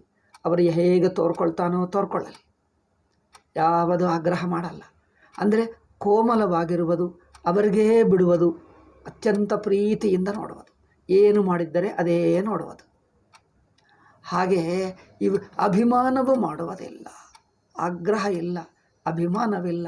ಅದರಿಂದ ಈ ಸಗುಣ ರೂಪವೆಲ್ಲ ಬ್ರಹ್ಮಮಯವಾಗಿ ಬಂದರೆ ಅತ್ಯಂತ ಶುದ್ಧ ಕನ್ನಡಿ ಹಾಗೆ ಮನಸ್ಸು ತಯಾರಾಗ್ತದೆ. ಅದರಲ್ಲಿ ನಿರ್ಗುಣ ಬ್ರಹ್ಮ ಎನ್ನುವುದು ಸಣ್ಣ ಹೆಜ್ಜೆ ಅಷ್ಟೇ. ತಾನೇ ಬ್ರಹ್ಮ ಅಂದರೆ ತಕ್ಷಣವೇ ಆಗಿಬಿಡ್ತದೆ, ಹೆಚ್ಚು ಟೈಮೇ ತಗೊಳ್ಳಲ್ಲ, ಒಂದು ಮಾತಿಗೆ ಆಗಿಬಿಡ್ತದೆ. ಆದ್ದರಿಂದ ಉಪಾಸನದಿಂದ ಭಾವನೆ ಆಗುತ್ತದೆ. ಒಂದು ಏನೆಂದರೆ ವಿಷಯ, ಉಪಾಸಕರಲ್ಲಿ ಕೆಲವರು ಮೊದಲು ಇಬ್ಬರು ಹೇಳಿದ್ದೀನಿ ನೋಡಿ. ಮೊದಲಿಬ್ಬರು ಯಾರು? ಸಗುಣವೇ ಇದೆ, ನಿರ್ಗುಣವಿಲ್ಲ. ಅಂಥವರು ಸಗುಣ ದರ್ಶನದಲ್ಲಿ ನಿಂತ್ಕೊಳ್ತಾರೆ, ನಿರ್ಗುಣಕ್ಕೆ ಹೋಗಲ್ಲ. ಈಗ ಇನ್ನೊಬ್ಬರು ನಿರ್ಗುಣ ಇದ್ದರೆ ಇರಬಹುದು, ನನಗೆ ಮಾತ್ರ ಸಗುಣ ಇಷ್ಟ, ನಾನು ಇಲ್ಲೇ ಇರ್ತೀನಿ, ನಾನು ಬಿಡಲ್ಲ. ಈ ಇಬ್ಬರಿಗೆ ನಿರ್ಗುಣ ದರ್ಶನವಾಗಲ್ಲ. ಈಗ ಮೂರನೆಯವನಿದ್ದಾನೆ, ಸಗುಣ ತೋರಿದ್ದಾಗ ಸಗುಣ, ಅದೇ ನನ್ನ ಚೈತನ್ಯ ಸ್ವರೂಪ ಎಂದು ಆತ್ಮಾನುಭವ ರೂಪವಾಗಿ ನೋಡಿದ್ದರೆ ಅದ್ವಿತೀಯ, ಅದನ್ನೇ ಸುಷುಪ್ತಿಯಾಗಿ ನೋಡಿದ್ದರೆ ಅದ್ವಿತೀಯ, ಎಚ್ಚರವಾಗಿ ನೋಡಿದ್ದರೆ ಅದೇ ಸಗುಣ. ಎಚ್ಚರ ಯಾರೋ ಅಲ್ಲ, ಅದು ತಾನೇ. ಹಾಗೆ ಅಂದರೆ ಅದು ಇಡೀ ಎಚ್ಚರಾವಸ್ಥಾ ತಾನೇ, ಸುಷುಪ್ತಿ ತಾನೇ. ಹಾಗೆ ಅದ್ವಿತೀಯನಾಗಿರುವುದು, ಅದ್ವಿತೀಯನಾಗಿ ಇರುತ್ತಾನೆ, ಎಚ್ಚರವಾಗಿ ತೋರ್ತಾನೆ. ತೋರಿದ್ದಾಗಲೂ ಅದ್ವಿತೀಯ ಬಿಡಲ್ಲ. ಆದ್ದರಿಂದ ಸಗುಣ ತೋರಿದ್ದರೂ ಅದ್ವೈತಕ್ಕೆ ವಿರೋಧವಿಲ್ಲ. ಏಕೆ? ಅದೆಲ್ಲ ಅದ್ವೈತದಲ್ಲಿ ಮುಳುಗಿ ಹೋಗಿದೆ. ಅಲೆ ಬಿಟ್ಟರೆ ನೀರು ಕಂಡು ಬರುತ್ತದೆ ಎಂದು ಬೇಕಾಗಿಲ್ಲ. ಅರೆ ತೋರುತ್ತಾ ಇದ್ದರೂ ನೀರೇ, ಅಲೆಯಾಗಿ ತೋರುತ್ತಾ ಇದ್ದರೂ ನೀರೇ, ಸಗುಣವಾಗಿ ತೋರುತ್ತಾ ಇದ್ದರೂ ಬ್ರಹ್ಮವೇ. ಏಕೆ? ಅಲೆಯಾಗಿ ತೋರುವುದು ಅಲೆ ಹಂತ, ಇರುವುದೇನೋ ನೀರು ಹಂತ. ಪಾರಮಾರ್ಥಿಕವಾಗಿ ಅದ್ವೈತಂ ಬ್ರಹ್ಮ, ಸಗುಣವಾಗಿ ತೋರ್ತಾ ಇದ್ದರೂ ಅದ್ವೈತ ಬ್ರಹ್ಮಕ್ಕೆ ಅಡ್ಡಿ ಅಲ್ಲ. ಹಾಗೆ ಎರಡು ಮಾಡುವವರಿದ್ದಾರೆ, ಎಷ್ಟೋ ಅದ್ವೈತಿಗಳಲ್ಲಿಯೂ ಇದ್ದಾರೆ. ಆದ್ದರಿಂದ ಇಲ್ಲಿ ನೋಡಿ, ವಸ್ತುತಂತ್ರ ಜ್ಞಾನತ್ವಾತ್ ಅವಗತೇ. ಈ ಸಗುಣೋಪಾಸನದ ಏನಾಗುತ್ತದೆ ಅಂದರೆ ದರ್ಶನ ಮಾಡಿಕೊಳ್ತಾರೆ, ಬಿಡ್ತಾರೆ. ಆದರೆ ಆ ಬಿಡ್ತಾರೆ ಅಂದರೆ ಸಗುಣ ದರ್ಶನ ಮಾಡಿ ಆಗ್ರಹವಿಲ್ಲದೆ ನಿರ್ಗುಣವೂ ತಿಳ್ಕೊಳ್ಳಬೇಕೆನ್ನುವವರು ನಿರ್ಗುಣವನ್ನು ತಿಳ್ಕೊಳ್ತಾರೆ, ವಿಚಾರ ಮಾಡಿ ತಿಳ್ಕೊಳ್ತಾರೆ. ಅದು ವಿಚಾರ, ಇದು ಉಪಾಸನ ಆಗುವುದರಿಂದ ಎರಡಕ್ಕೆ ಕ್ಲ್ಯಾಶ್ ಆಗಲ್ಲ. ಅದು ಆ ಲೆವೆಲ್ ಇದೆ, ಇದು ಈ ಲೆವೆಲ್ ಇದೆ ಅಲ್ಲವೇ? ಅದು ಬೇರೆ ನೋಡಿ, ಸಗುಣ ಮನಸ್ಸೇ ಸಗುಣ ಬ್ರಹ್ಮವಾಗಿ ತೋರ್ತದೆ. ನಿರ್ಗುಣ ಅಂದರೆ ಏನು? ಆ ತೋರುವ ಸಗುಣ, ಆ ಮನಸ್ಸು, ಅದೆಲ್ಲವೂ ಬ್ರಹ್ಮವೇ ಕಲ್ಪಿತ, ಬ್ರಹ್ಮಕ್ಕಿಂತ ಬೇರೆ ಅಲ್ಲ, ಚೈತನ್ಯಾತ್ಮ. ಅದು ಜ್ಞಾನದಿಂದ ಆಗುತ್ತದೆ ಅಲ್ಲವೇ? ಜ್ಞಾನದಿಂದ ಬಾಧಿತವಾಗುತ್ತದೆ ಅಷ್ಟೇ, ಅದನ್ನು ಒಡೆದು ಹಾಕಲ್ಲ. ನೀವು ಕನಸನ್ನು ಒಡೆದು ಹಾಕಿ ಎಚ್ಚರಗೊಂಡಿದ್ದೀರಾ? ಮಿಥ್ಯ ಎಂದು ತಿಳ್ಕೊಂಡಿದ್ದೀರೇ ಹೊರತು ಅಲ್ಲಿ ಇರುವಿಕೆಯನ್ನು ಒಡೆದು ಹಾಕಲಿಲ್ಲ ಅಲ್ಲವೇ? ಒಡೆಯೂ ಹಾಕಲಿಲ್ಲ, ಅದು ತಿಳ್ಕೊಂಡಿದ್ದೀರಷ್ಟೇ. ಬಾಧಿತ ಆಗುತ್ತದೆ ಹೊರತು ಅದು ಒಡೆದು ಹಾಕಲಿಲ್ಲ. ಅದು ಅನಿಸಿತು, ತಾನೇ ಬ್ರಹ್ಮ ಎಂದು ಗೊತ್ತಾಯಿತು ಅಷ್ಟೇ. ಹಾಗೆ ಸಗುಣವು ತೋರಿದ್ದರೂ, ಅದೆಲ್ಲವೂ ವ್ಯಾವಹಾರಿಕ ದೃಷ್ಟಿಯ ತೋರಿದ್ದರೂ ಸ್ವರೂಪದಲ್ಲಿ ಪಾರಮಾರ್ಥಿಕವಾಗಿ ಬ್ರಹ್ಮೇ, ಹೀಗೆ ತಿಳ್ಕೊಳ್ತಾರೆ. ಆದ್ದರಿಂದ ಯಾರು ಸಗುಣಕ್ಕೆ ಆಗ್ರಹ ಮಾಡ್ತಾರೋ, ಸ್ವಲ್ಪ ಒಂದು ರೂಪಕ್ಕೆ ಅವ್ರು ಅಲ್ಲೇ ಇದ್ದು ಬಿಡ್ತಾರೆ. ನಿರ್ಗುಣಕ್ಕೆ ಅವ್ರ ಮನಸ್ಸು ಒಪ್ಪಲ್ಲ, ಹೋಗಲ್ಲ. ಯಾರು ಸಗುಣವನ್ನು ತಿಳ್ಕೊಂಡರೂ ಅದು ನಿರ್ಗುಣದ ತೋರಿಕೆಯೇ, ಸ್ವತಃಸಿದ್ಧ ಅದ್ವೈತ ಬ್ರಹ್ಮದ ತೋರಿಕೆಯೇ. ಅಲ್ಲಿ ನಾನು ನೋಡುವವನು, ನೋಡಲ್ಪಡುವ ಈಶ್ವರ ಎಂದು, ನಾನು ಸೇವಕ, ಭಗವಂತ ಸೇವ್ಯ ಎಂದು ಅಷ್ಟು ಒಂದು ಚೂರು ವಿಂಗಡ ಇರುತ್ತದೆ. ಆ ವಿಂಗಡನು ಬಿಟ್ಟು ಅನುಭವದಲ್ಲಿ ಅದ್ವಿತೀಯವಾಗಿ ನೋಡ್ತಾರೆ. ಎಲ್ಲವೂ ಚಿನ್ಮಯವಾಗಿರುತ್ತದೆ. ಎಲ್ಲವೂ ದಿವ್ಯವಾದ ಚಿನ್ಮಯವಾದ ಅದ್ವಿತೀಯ ಅಖಂಡ ಅನಂತ ಬ್ರಹ್ಮಾನಂದ. ಈಗ ಅದನ್ನು ಮಾತುಗೆ ಹೇಳಕ್ಕೆ ಆಗಲ್ಲ, ಅದು ಎಷ್ಟು ದಿವ್ಯ. ಸಗುಣವು ಎಷ್ಟು ದಿವ್ಯವಿರುತ್ತದೋ ಅದಕ್ಕಿಂತ ಹೆಚ್ಚು ದಿವ್ಯ. ಸಗುಣವು ಎಷ್ಟು ಆನಂದವಾಗುತ್ತದೋ ಅದಕ್ಕಿಂತ ಹೆಚ್ಚಿನ ಆನಂದ. ನಿರ್ಗುಣವೆಂದರೆ ಇನ್ನೂ ಹೆಚ್ಚಿನ ಆನಂದ, ಪೂರ್ಣ ಆನಂದ, ಪರಿಪೂರ್ಣ ಆನಂದ, ಅಖಂಡ ಆನಂದ. ಅದು ದಿವ್ಯವಾಗಿರುತ್ತದೆ. ಅದನ್ನು ಏನೂ ಹೇಳೋಕ್ಕಾಗಲ್ಲ. ಎಷ್ಟು ಹೇಳಿದರೂ ಅದು ಕಮ್ಮಿಯೇ. ಸಗುಣದಲ್ಲಿ ಎಷ್ಟು ದಿವ್ಯತೆ ಇರುತ್ತದೋ ಅದಕ್ಕಿಂತ ದಿವ್ಯತೆ. ಆದ್ದರಿಂದ ಈ ನಿರ್ಗುಣವನ್ನು ತಿಳ್ಕೊಂಡವನಿಗೆ ಆ ತಿಳಿಯುವುದು, ತಿಳಿಯಲ್ಪಡುವುದು ಎಲ್ಲವೂ ಬ್ರಹ್ಮಮಯವೇ ಆಗಿಬಿಡ್ತದೆ.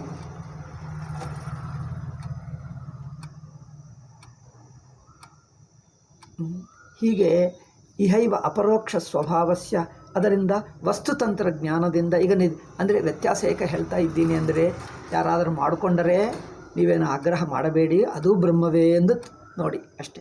ಅವರಲ್ಲಿ ವಿನಯ, ಶ್ರದ್ಧಾ ಇದೆ, ಮನಸ್ಸಿನ ನಿರ್ಮಲತೆ ಇದೆ, ಅದು ತಿಳ್ಕೊಂಡು ಬಿಡಿ. ಆ ನಿರ್ಮಲತೆ ಎಲ್ಲರಿಗೂ ಬೇಕು. ಅವರು ವಿನಯ, ಆ ನಿರ್ಮಲತಾ, ಆ ಕೋಮಲತಾ, ಯಾವುದು ಆಗ್ರಹ ಬೇಡ ಅಷ್ಟು. ಅಂದರೆ ಸಗುಣೋಪಾಸಕರಲ್ಲಿ ಒಂದು ಚೂರು ಆಗ್ರಹ ಇರುತ್ತದೆ.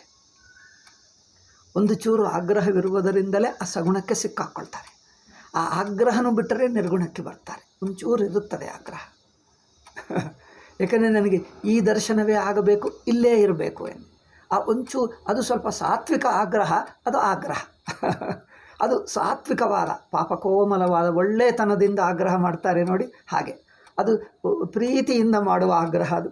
ಆದರೆ ಅದು ಸ್ವಲ್ಪ ಆಗ್ರಹವೇ. ಆಗ್ರಹದಿಂದ ಅಲ್ಲೇ ನಿಂತಿರ್ತಾರೆ.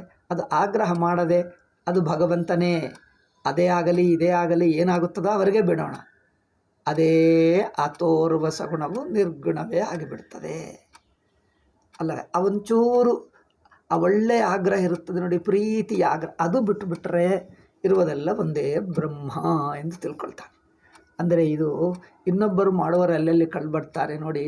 ಅದ್ವೈತಿಗಳು ಎಲ್ಲರಿಗಿಂತ ಹೆಚ್ಚು, ಅದ್ವೈತಿಗಳು ಸಗುಣೋಪಾಸಕರು, ಕರ್ಮಠರು, ಏನೋ ಸತ್ಕರ್ಮ ಮಾಡ್ತಾರೆ, ಪುಣ್ಯಕರ್ಮ ಮಾಡ್ತಾರೆ, ತೀರ್ಥಯಾತ್ರೆ ಮಾಡ್ತಾರೆ, ಜಪ ಮಾಡ್ಕೊಳ್ತಾರೆ, ಪೂಜಾ ಮಾಡ್ಕೊಳ್ತಾರೆ, ಕೆಲವರು ಉಪಾಸನ ಮಾಡ್ತಾರೆ, ಕೆಲವರು ಏನೇ ಮಾಡಲಿ, ಯಾರು ಏನು ಮಾಡಿದರೂ ಅದೆಲ್ಲವೂ ಬ್ರಹ್ಮಮಯವೇ. ಯಾರನ್ನು ನಿರುತ್ಸಾಹ ಮಾಡಬೇಡಿ, ಯಾರನ್ನು ಬೈಯಬೇಡಿ. ಏಕೆ ಪಾಪ ಅವರವರ ಮಟ್ಟದಲ್ಲಿ ಸಣ್ಣ ಮಕ್ಕಳು, ಎಲ್ಲರೂ ಸಣ್ಣ ಮಕ್ಕಳೇ, ದೊಡ್ಡವರಾದರೂ ಸಣ್ಣ ಮಕ್ಕಳೇ.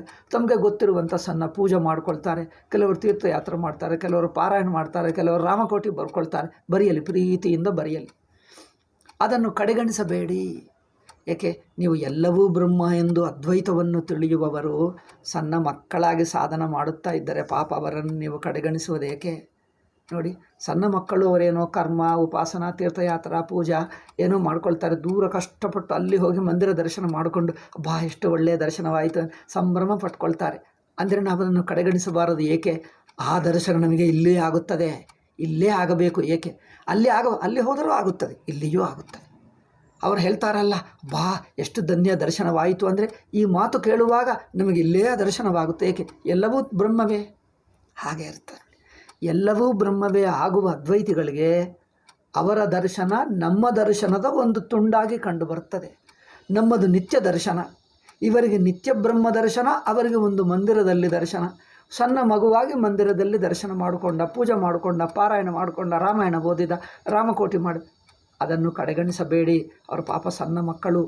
ಅದೇ ಪರಮಾತ್ಮನನ್ನು ಒಂದು ರೂಪದಲ್ಲಿ, ಒಂದು ಜಾಗದಲ್ಲಿ, ಒಂದು ಮಂದಿರದಲ್ಲೋ, ಒಂದು ಗಂಗೆಯಲ್ಲೋ, ಒಂದು ಗೋದಾವರಿಯಲ್ಲೋ, ಒಂದು ಕಾವೇರಿಯಲ್ಲೋ, ಯಾವುದೇ ಒಂದು ಜಾಗದಲ್ಲಿ ನೋಡಿದ್ದಾರೆ.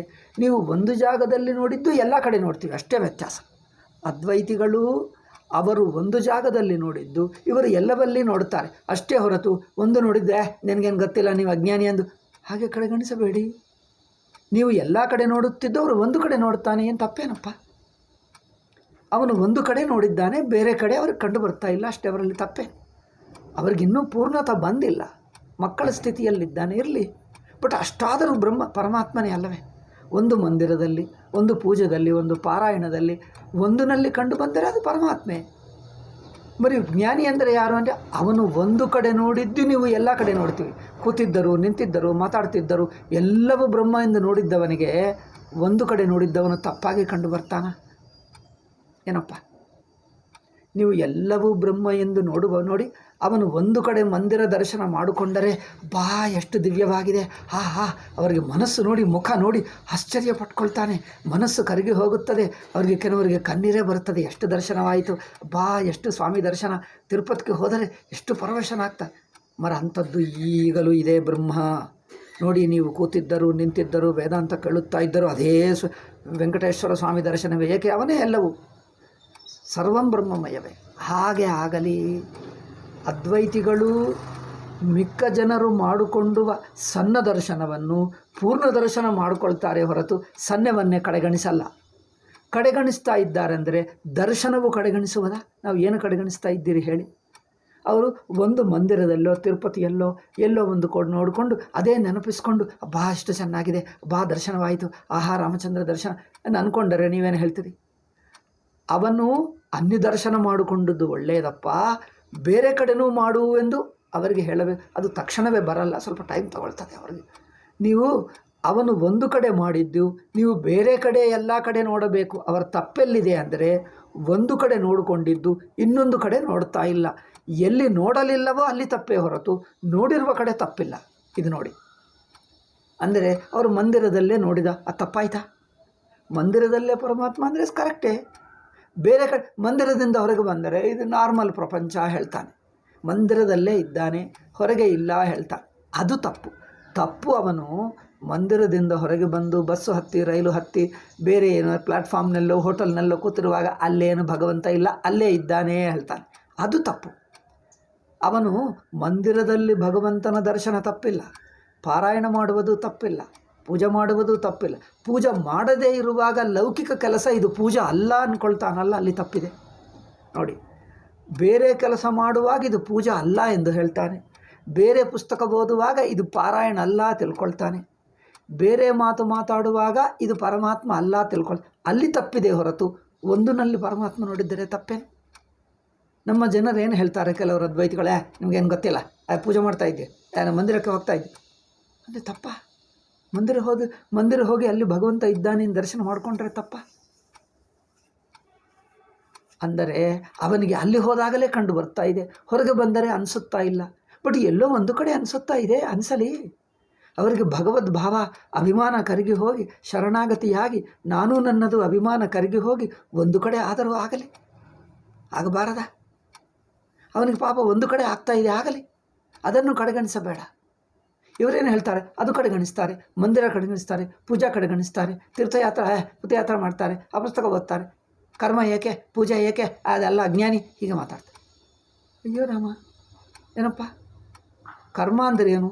ಅದೆಲ್ಲ ಭಗವಂತನಿಗೋಸ್ಕರ ಮಾಡುವಂಥ ಒಂದು ಪವಿತ್ರವಾದ ದಿವ್ಯವಾದ ಸಾಧನ.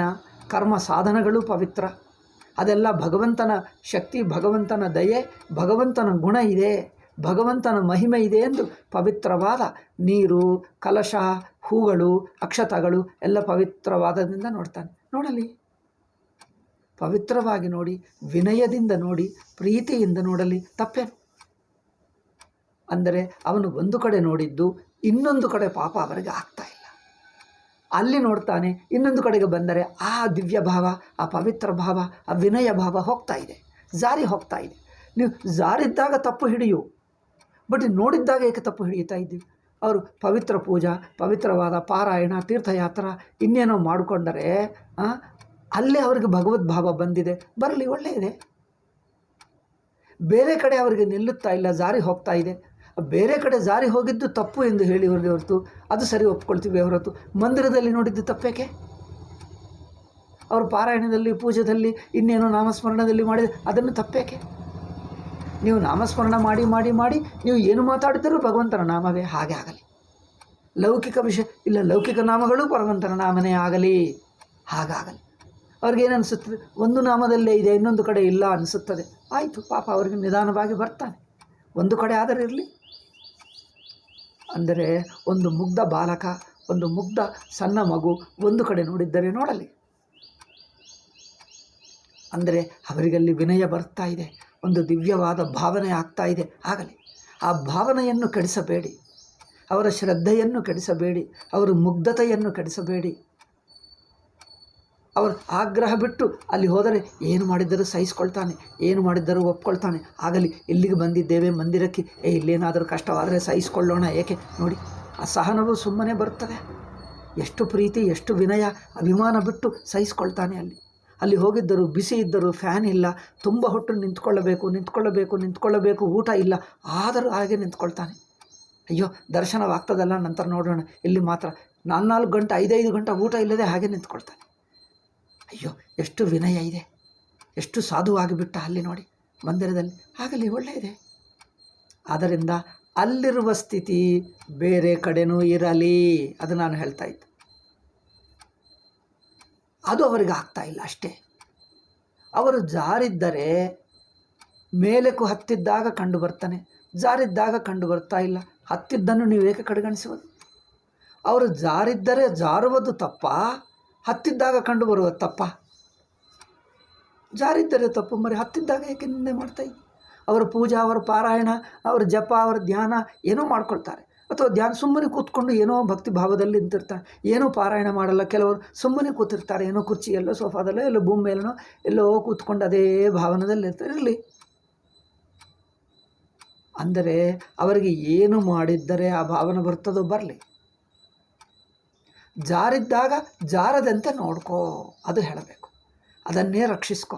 ನೀವು ಕುಳಿತಿದ್ದರು, ನಿಂತಿದ್ದರು, ಮಾತಾಡ್ತಿದ್ದರು, ಏನು ಮಾಡ್ತಾ ಇದ್ದರು, ಅದೇ ಭಾವನೆ ಇರಲಿ, ಅಲ್ಲೇ ಇರಲಿ, ಜಾರದಂತೆ ನೋಡ್ಕೋ, ಹಾಗೆ ಮಾಡಬೇಕು ಅಷ್ಟೇ ಹೊರತು ಇವರ ಅದ್ವೈತಿಗಳು ಏನು ಹೇಳ್ತಾರೆ, ಅವರು ಮಾಡುವ ಕರ್ಮಗಳನ್ನು, ಉಪಾಸನೆಗಳನ್ನು, ಭಕ್ತಿಯನ್ನು, ಶ್ರದ್ಧೆಯನ್ನು, ವಿನಯವನ್ನು, ತೀರ್ಥಯಾತ್ರ, ಅಯ್ಯೋ ಅಲ್ಲಿ ಹೋಗ್ತೀವಿ, ಅವರೇನು ಭಜನೆ ಮಾಡ್ತಾ ಇದ್ದಾರೆ ಅಂತ ಚೆನ್ನಾಗಿ ಹಾಡ್ತಾರೆ, ಅಲ್ಲಿ ಕೇಳುವಕ್ಕೆ ಹೋಗ್ತೀವಿ, ಅಲ್ಲೇ ಯಾಕೆ ಹೋಗೋದೋ ಅವರು ಬೈಯುತ್ತಾರೆ. ಯಾರು ಕೆಲವರು ಅದ್ವೈತಿಗಳು ಅವರನ್ನು ಬೈಯುತ್ತಾರೆ,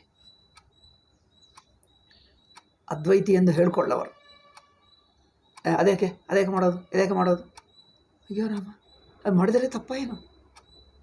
ಇದೇನಪ್ಪ ವಿಚಿತ್ರವಾಗಿದೆ. ಅಂದರೆ ಅವರಿಗೆ ಒಂದು ಕಡೆ ಆದರೂ ಭಗವದ್ಭಾವ, ವಿನಯ, ಸಹನಶೀಲತಾ ಆಗುತ್ತಾ ಇದೆ, ಅದು ಬರಬಾರ್ದ ಏನು? ಅವನು ಮಂದಿರಕ್ಕೆ ಹೋದಾಗ ಏನು ಭಾವ ಬರುತ್ತದೋ ಪಾರಾಯಣ ಮಾಡುವಾಗ ಆ ಭಾವನದಲ್ಲೇ ಮಿಕ್ಕ ಜೀವನವೆಲ್ಲ ಇರಬೇಕು ಎಂದು ಅವರ ಪ್ರಯತ್ನ. ಅದು ಮಿಕ್ಕ ಸಮಯದಲ್ಲಿ ಆಗುತ್ತಾ ಇಲ್ಲ, ಜಾರ್ತಾ ಇದೆ. ಅದರಿಂದ ಮತ್ತೆ ಅಲ್ಲಿಗೆ ಹೋಗ್ತಾನೆ. ಏಕೆ ಮತ್ತೆ ಆ ಭಾವನೆ ಬರಲಿ. ಅಲ್ಲಿದ್ದಾಗ ಮನಸ್ಸಿಗೆ ಆನಂದವಾಗ್ತದೆ. ದಿವ್ಯ ದರ್ಶನ, ದಿವ್ಯ ಅನುಭವ, ಏನೋ ಒಂದು ದಿವ್ಯಾನುಭವ ಆಗುತ್ತದೆ. ಅದೇ ಅನುಭವ ಮತ್ತೆ ಬೇಕು ಅನಿಸುತ್ತದೆ. ಮಾಡಿಕೊಳ್ಳಲಿ. ಆದ್ದರಿಂದ ಅದೇ ಮಾಡ್ತಾ ಅವನಿಗೆ ದೂರವಾಗಿರುವಾಗಲೂ ಅದೇ ಭಾವನೆ ತುಂಬಿರುತ್ತದೆ. ಅದೇ ಭಾವನೆ ಎಲ್ಲಿರುತ್ತಾನೆ ಇರಲಿ. ಅವ್ರಿಗೆ ಹೇಳಬೇಕು, ನೀವು ಆ ಭಾವನ ಮನಸ್ಸಿನಲ್ಲಿ ಇಟ್ಕೋ ಅಪ್ಪ. ಅಲ್ಲಿರುವಾಗ ನಿಮಗೆ ಯಾವ ಭಾವನೆ ಬಂತೋ ಆ ಭಾವನದಲ್ಲೇ ಇರು. ಅದರಿಂದ ಜಾರಬೇಡ. ನಿಮ್ಮ ಮನಸ್ಸು ಅಲ್ಲೇ ಇರಲಿ, ಜಾರುವುದೇ ಬೇಡ. ಹಾಗೆ ಅಭ್ಯಾಸ ಮಾಡಿಸು. ಅದು ಮಾಡಿಸಬೇಕೇ ಹೊರತು ಅವರು ಮಾಡುವ ಪೂಜಾ ಪಾರಾಯಣ, ಅವ್ರ ಭಕ್ತಿ, ಅವ್ರ ನಾಮಸ್ಮರಣ, ಅವ್ರ ಜಪ, ರಾಮಕೋಟಿ ಬರೆಯುತ್ತಾನೆ, ಏನೋ ಬರೆಯುತ್ತಾನೆ, ಅದೆಲ್ಲ ಕಡೆಗಣಿಸಿ ಮಾತಾಡೋದೇನು? ಎಲ್ಲವೂ ಬ್ರಹ್ಮ ಎಂದು ನೋಡುವುದಕ್ಕೆ ಒಂದು ಕಡೆ ಬ್ರಹ್ಮ ಕಂಡು ಬರಲ್ಲವಾ ಏನು? ಎಲ್ಲವೂ ಬ್ರಹ್ಮ ಆದರೆ ಇವರು ಏನು ಮಾಡಿದರೂ ಬ್ರಹ್ಮ ಮಾಡಲಿ. ಆದ್ದರಿಂದ ಉಪಾಸನದಿಂದ ಮನಸ್ಸು ಅತ್ಯಂತ ಶುದ್ಧವಾಗಿ ಎಲ್ಲವೂ ಸಗುಣ ಬ್ರಹ್ಮ ಎಂದು ನೋಡುತ್ತಿರುವವನಿಗೆ ನಿರ್ಗುಣ ಬ್ರಹ್ಮವು ಅತ್ಯಂತ ಸ್ವಲ್ಪ ಸ್ಮಾಲ್ ಹೆಜ್ಜೆ, ಅತ್ಯಂತ ಸಣ್ಣ ಹೆಜ್ಜೆ ಅಷ್ಟೇ, ಒಂದು ಮಾತಿನಿಂದ ಹಾಗೆ ಬಿಡ್ತಾರೆ. ಆದ್ದರಿಂದ ಎಲ್ಲವೂ ಬ್ರಹ್ಮ ಎಂಬ ಭಾವನೆಯನ್ನು ಅಡ್ಡಿ ಮಾಡಬೇಡಿ. ಮಾಡುತ್ತಿರುವವನಿಗೆ ಮಾಡಿಕೊಳ್ಳಿ, ಆಯಿತಾ? ಸೊ ನಿರ್ಗುಣದಲ್ಲಿ ಒಂದು ವಾಕ್ಯ ಹೇಳಿ ಮುಗಿಸ್ಬಿಡ್ತೀನಿ. ಈಗ ಟೈಮ್ ಹೆಚ್ಚಾಯ್ತು, ತುಂಬ ತಗೊಂಡೆ. ಏನದು? ಪುನರ್ವಸ್ತು ತಂತ್ರಜ್ಞಾನತ್ವಾತ್ ಅವಗತೇ ಯಹೈವ ಅಪರೋಕ್ಷ ಸ್ವಭಾವಸ್ಯ ಬ್ರಹ್ಮಾತ್ಮನೋ ದರ್ಶನಂ ನಿಧಿಧ್ಯಾಸನಂ. ಅಂದರೆ ಒಂದು ಭಾವನದಲ್ಲಿ ತೋರಿದ್ದು, ಅಂದರೆ ಒಂದು ನಿಮಿತ್ತದಿಂದ ಭಗವದ್ಭಾವ ಆಯಿತು. ಈಗ ಅವನಿಗೆ ನಿಮಿತ್ತ ಅಂದರೆ ಕಂಡೀಷನ್ ನಿಮಿತ್ತ, ಒಂದಾನೊಂದು ಪ್ರತ್ಯೇಕ ನಿಮಿತ್ತ. ಇವರಿಗೆ ಪ್ರತ್ಯೇಕ ನಿಮಿತ್ತ ಹೋಗುತ್ತದೆ. ಎಲ್ಲವೂ ಬ್ರಹ್ಮವೇ, ಎಲ್ಲವೂ ಬ್ರಹ್ಮ. ಬಾಯಿದಿಂದ ಹೇಳುವುದು ಸುಲಭ, ಬಟ್ ಅನುಭವಕ್ಕೆ ಬರುವುದು ಕಷ್ಟ. ಕೆಲವರಿಗೆ ಒಂದು ನಿಮಿತ್ತದಿಂದ ಭಗವದ್ಭಾವ ಬಂದಿದ್ದು, ಈಗ ಯಾವ ನಿಮಿತ್ತ ಆದರೂ ಅದೇ, ಯಾವ ನಿಮಿತ್ತ ಆದರೂ ಭಗವದ್ಭಾವವೇ. ಈಗ ಅಂಥವನಿಗೆ ಒಂದು ನಿಮಿತ್ತ ಎಂದು ಪ್ರತ್ಯೇಕ ನಿಮಿತ್ತವೇ ಬೇಡ, ಯಾವ ನಿಮಿತ್ತ ಆದರೂ ಸಾಕು, ಬ್ರಹ್ಮವೇ. ಅದೇ ಮಂದಿರದಲ್ಲಿ ಹೋಗಿ ಎದುರಾಗಿ ನಿಂತುಕೊಂಡು ದರ್ಶನ ಮಾಡಿಕೊಂಡರೆ ಯಾವ ವಿನಯ, ಪ್ರೀತಿ, ಆ ಮನಸ್ಸು ಅತ್ಯಂತ ಕೋಮಲ ಶ್ರದ್ಧಾಪೂರ್ಣವಾಗಿದೆಯೋ ಅದೇ ಭಾವ. ನೀವು ಎಲ್ಲಿದ್ದರೂ, ಬಸ್ಸು ಹತ್ತುತ್ತಾ ಇದ್ದರೂ, ಬಸ್ಸು ಇಳಿಯುತ್ತಾ ಇದ್ದರೂ, ರೈಲು ಹತ್ತುತ್ತಾ ಇದ್ದರೂ, ಮನೆ ಕೆಲಸ ಮಾಡಲಿ, ಆಫೀಸ್ ಕೆಲಸ ಮಾಡಲಿ, ಅಂಗಡಿಯಲ್ಲೇ ಇರಲಿ, ಅದೇ ಭಾವ ಇರುತ್ತದೆ. ಅದು ಅದ್ವೈತ ಅಲ್ಲವೇ? ಹಾಗಿರಬೇಕು. ಆದ್ದರಿಂದ ತಾವು ಎಲ್ಲಿದ್ದರೂ ಅದೇ ನೀವು ಪೂಜಾ ಸ್ಥಿತಿಯಲ್ಲಿರುವಂಥ ಸ್ಥಿತಿಯಲ್ಲೇ ಇರಬೇಕು. ನೀವು ಪೂಜೆ ಮಾಡುವಾಗ, ಜಪ ಮಾಡುವಾಗ ಯಾವ ಮನಸ್ಸಿನ ಸ್ಥಿತಿ ಇದೆಯೋ ಅದೇ ಸ್ಥಿತಿ ಯಾವುದು ಮಾಡುತ್ತಾ ಇದ್ದರೂ ಇರಲಿ, ಬೇಕಾ? ಹಾಗೆ ಅದರಿಂದ ನಿಧಿಧ್ಯಾಸನ, ಅಂಥ ಮನಸ್ಸು ಅಂತರ್ಮುಖವಾಗಿ ಇದ್ದನ್ನು ಇದ್ದ ಹಾಗೆ ನೋಡ್ತದೆ. ಈ ತೋರಿಕೆಯೆಲ್ಲ ಅರಿವೇ ಎಂದು ನಿಧಿಧ್ಯಾಸನ ಆಗಿಬಿಡ್ತದೆ. ಈ ತೋರುತ್ತಿದ್ದೆಲ್ಲ ಅರಿವೇ ತೋರಿಕೆಯಾಗಿ ತೋರ್ತಾ ಇದೆ. ನಾಮ ರೂಪ, ನೋಡುವವನು, ನೋಡಲ್ಪಡುವುದು, ಇದೆಲ್ಲವೂ ಅರಿವಿನ ಸ್ವರೂಪವೇ. ತಚ್ಚ ದರ್ಶನಂ ಆತ್ಮಾನುಭವಯೇ ತತ್ ಏವನತು ಸಾಕ್ಷ. ಅದು ಆತ್ಮ ಅನುಭವವೇ ಹೊರತು ಮನಸ್ಸಿಗೆ ತೋರುವ ದರ್ಶನವಲ್ಲ. ನಿರ್ಗುಣವೇನೋ ಆ ಮನಸ್ಸು ಅರಿವಿನಲ್ಲಿ ಮುಳುಗಿ ಹೋಗುತ್ತದೆ. ಇಲ್ಲೇನೋ ಮನಸ್ಸಾಗಿ ತೋರುವುದು ಸಗುಣ ಬ್ರಹ್ಮ, ಮನಸ್ಸೇ ಬ್ರಹ್ಮದ. ಬ್ರಹ್ಮ ಮನಸ್ಸುಗೆ ಇಳಿದು ತೋರಿದರೆ ಸಗುಣ ಬ್ರಹ್ಮ, ಮನಸ್ಸೇ ಅರಿವಿನಲ್ಲಿ ಮುಳುಗಿ ಹೋದರೆ ನಿರ್ಗುಣ ಬ್ರಹ್ಮ. ಅಷ್ಟೇ ವ್ಯತ್ಯಾಸ. ಬ್ರಹ್ಮವೇ ಮನಸ್ಸಿನ ರೂಪದಲ್ಲಿ, ಅಂದರೆ ನೀರು ಅಲೆಯಾಗಿ ಇಳಿದು ಕಂಡು ಬರುತ್ತದೆ, ಅದು ಸಗುಣ ಬ್ರಹ್ಮ. ಅಲೆಯೇ ನೀರಾಗಿ ತೋರಿದ್ದರೆ ನಿರ್ಗುಣ ಬ್ರಹ್ಮ. ಅಷ್ಟೇ ವ್ಯತ್ಯಾಸ, ಆಯಿತಾ? ದೃಶ್ಯತೆ ತ್ವಗ್ರಯ ಬುದ್ಧ್ಯ ಆತ್ಮನ್ನೇವಾತ್ಮಾನಂ ಪಶ್ಯತಿ ಇತ್ಯಾದಿ ಶ್ರುತಿಭ್ಯಃ ಈಕ್ಷತೆ ಯೋಗಯುಕ್ತಾತ್ಮ ಇತ್ಯಾದಿ ಸ್ಮೃತಿಭ್ಯಶ್ಚ ಏತದೇವ ನಿಧಿಧ್ಯಾಸನಂ. ಈ ನಿಧಿಧ್ಯಾಸನವನ್ನೇ ಅಧ್ಯಾತ್ಮ ಯೋಗ ಎಂದು ಕಠೋಪನಿಷತ್ತಿನಲ್ಲಿ ಹೇಳಿದ್ದಾರೆ. ಇದಕ್ಕೆ ಹೇಗೆ ಎನ್ನುವುದು ಆ ನಿಧಿಧ್ಯಾಸನ ಮಾಡಿರುವ ಕೆಲವು ಭಾಷ್ಯ ವಾಕ್ಯಗಳಿವೆ.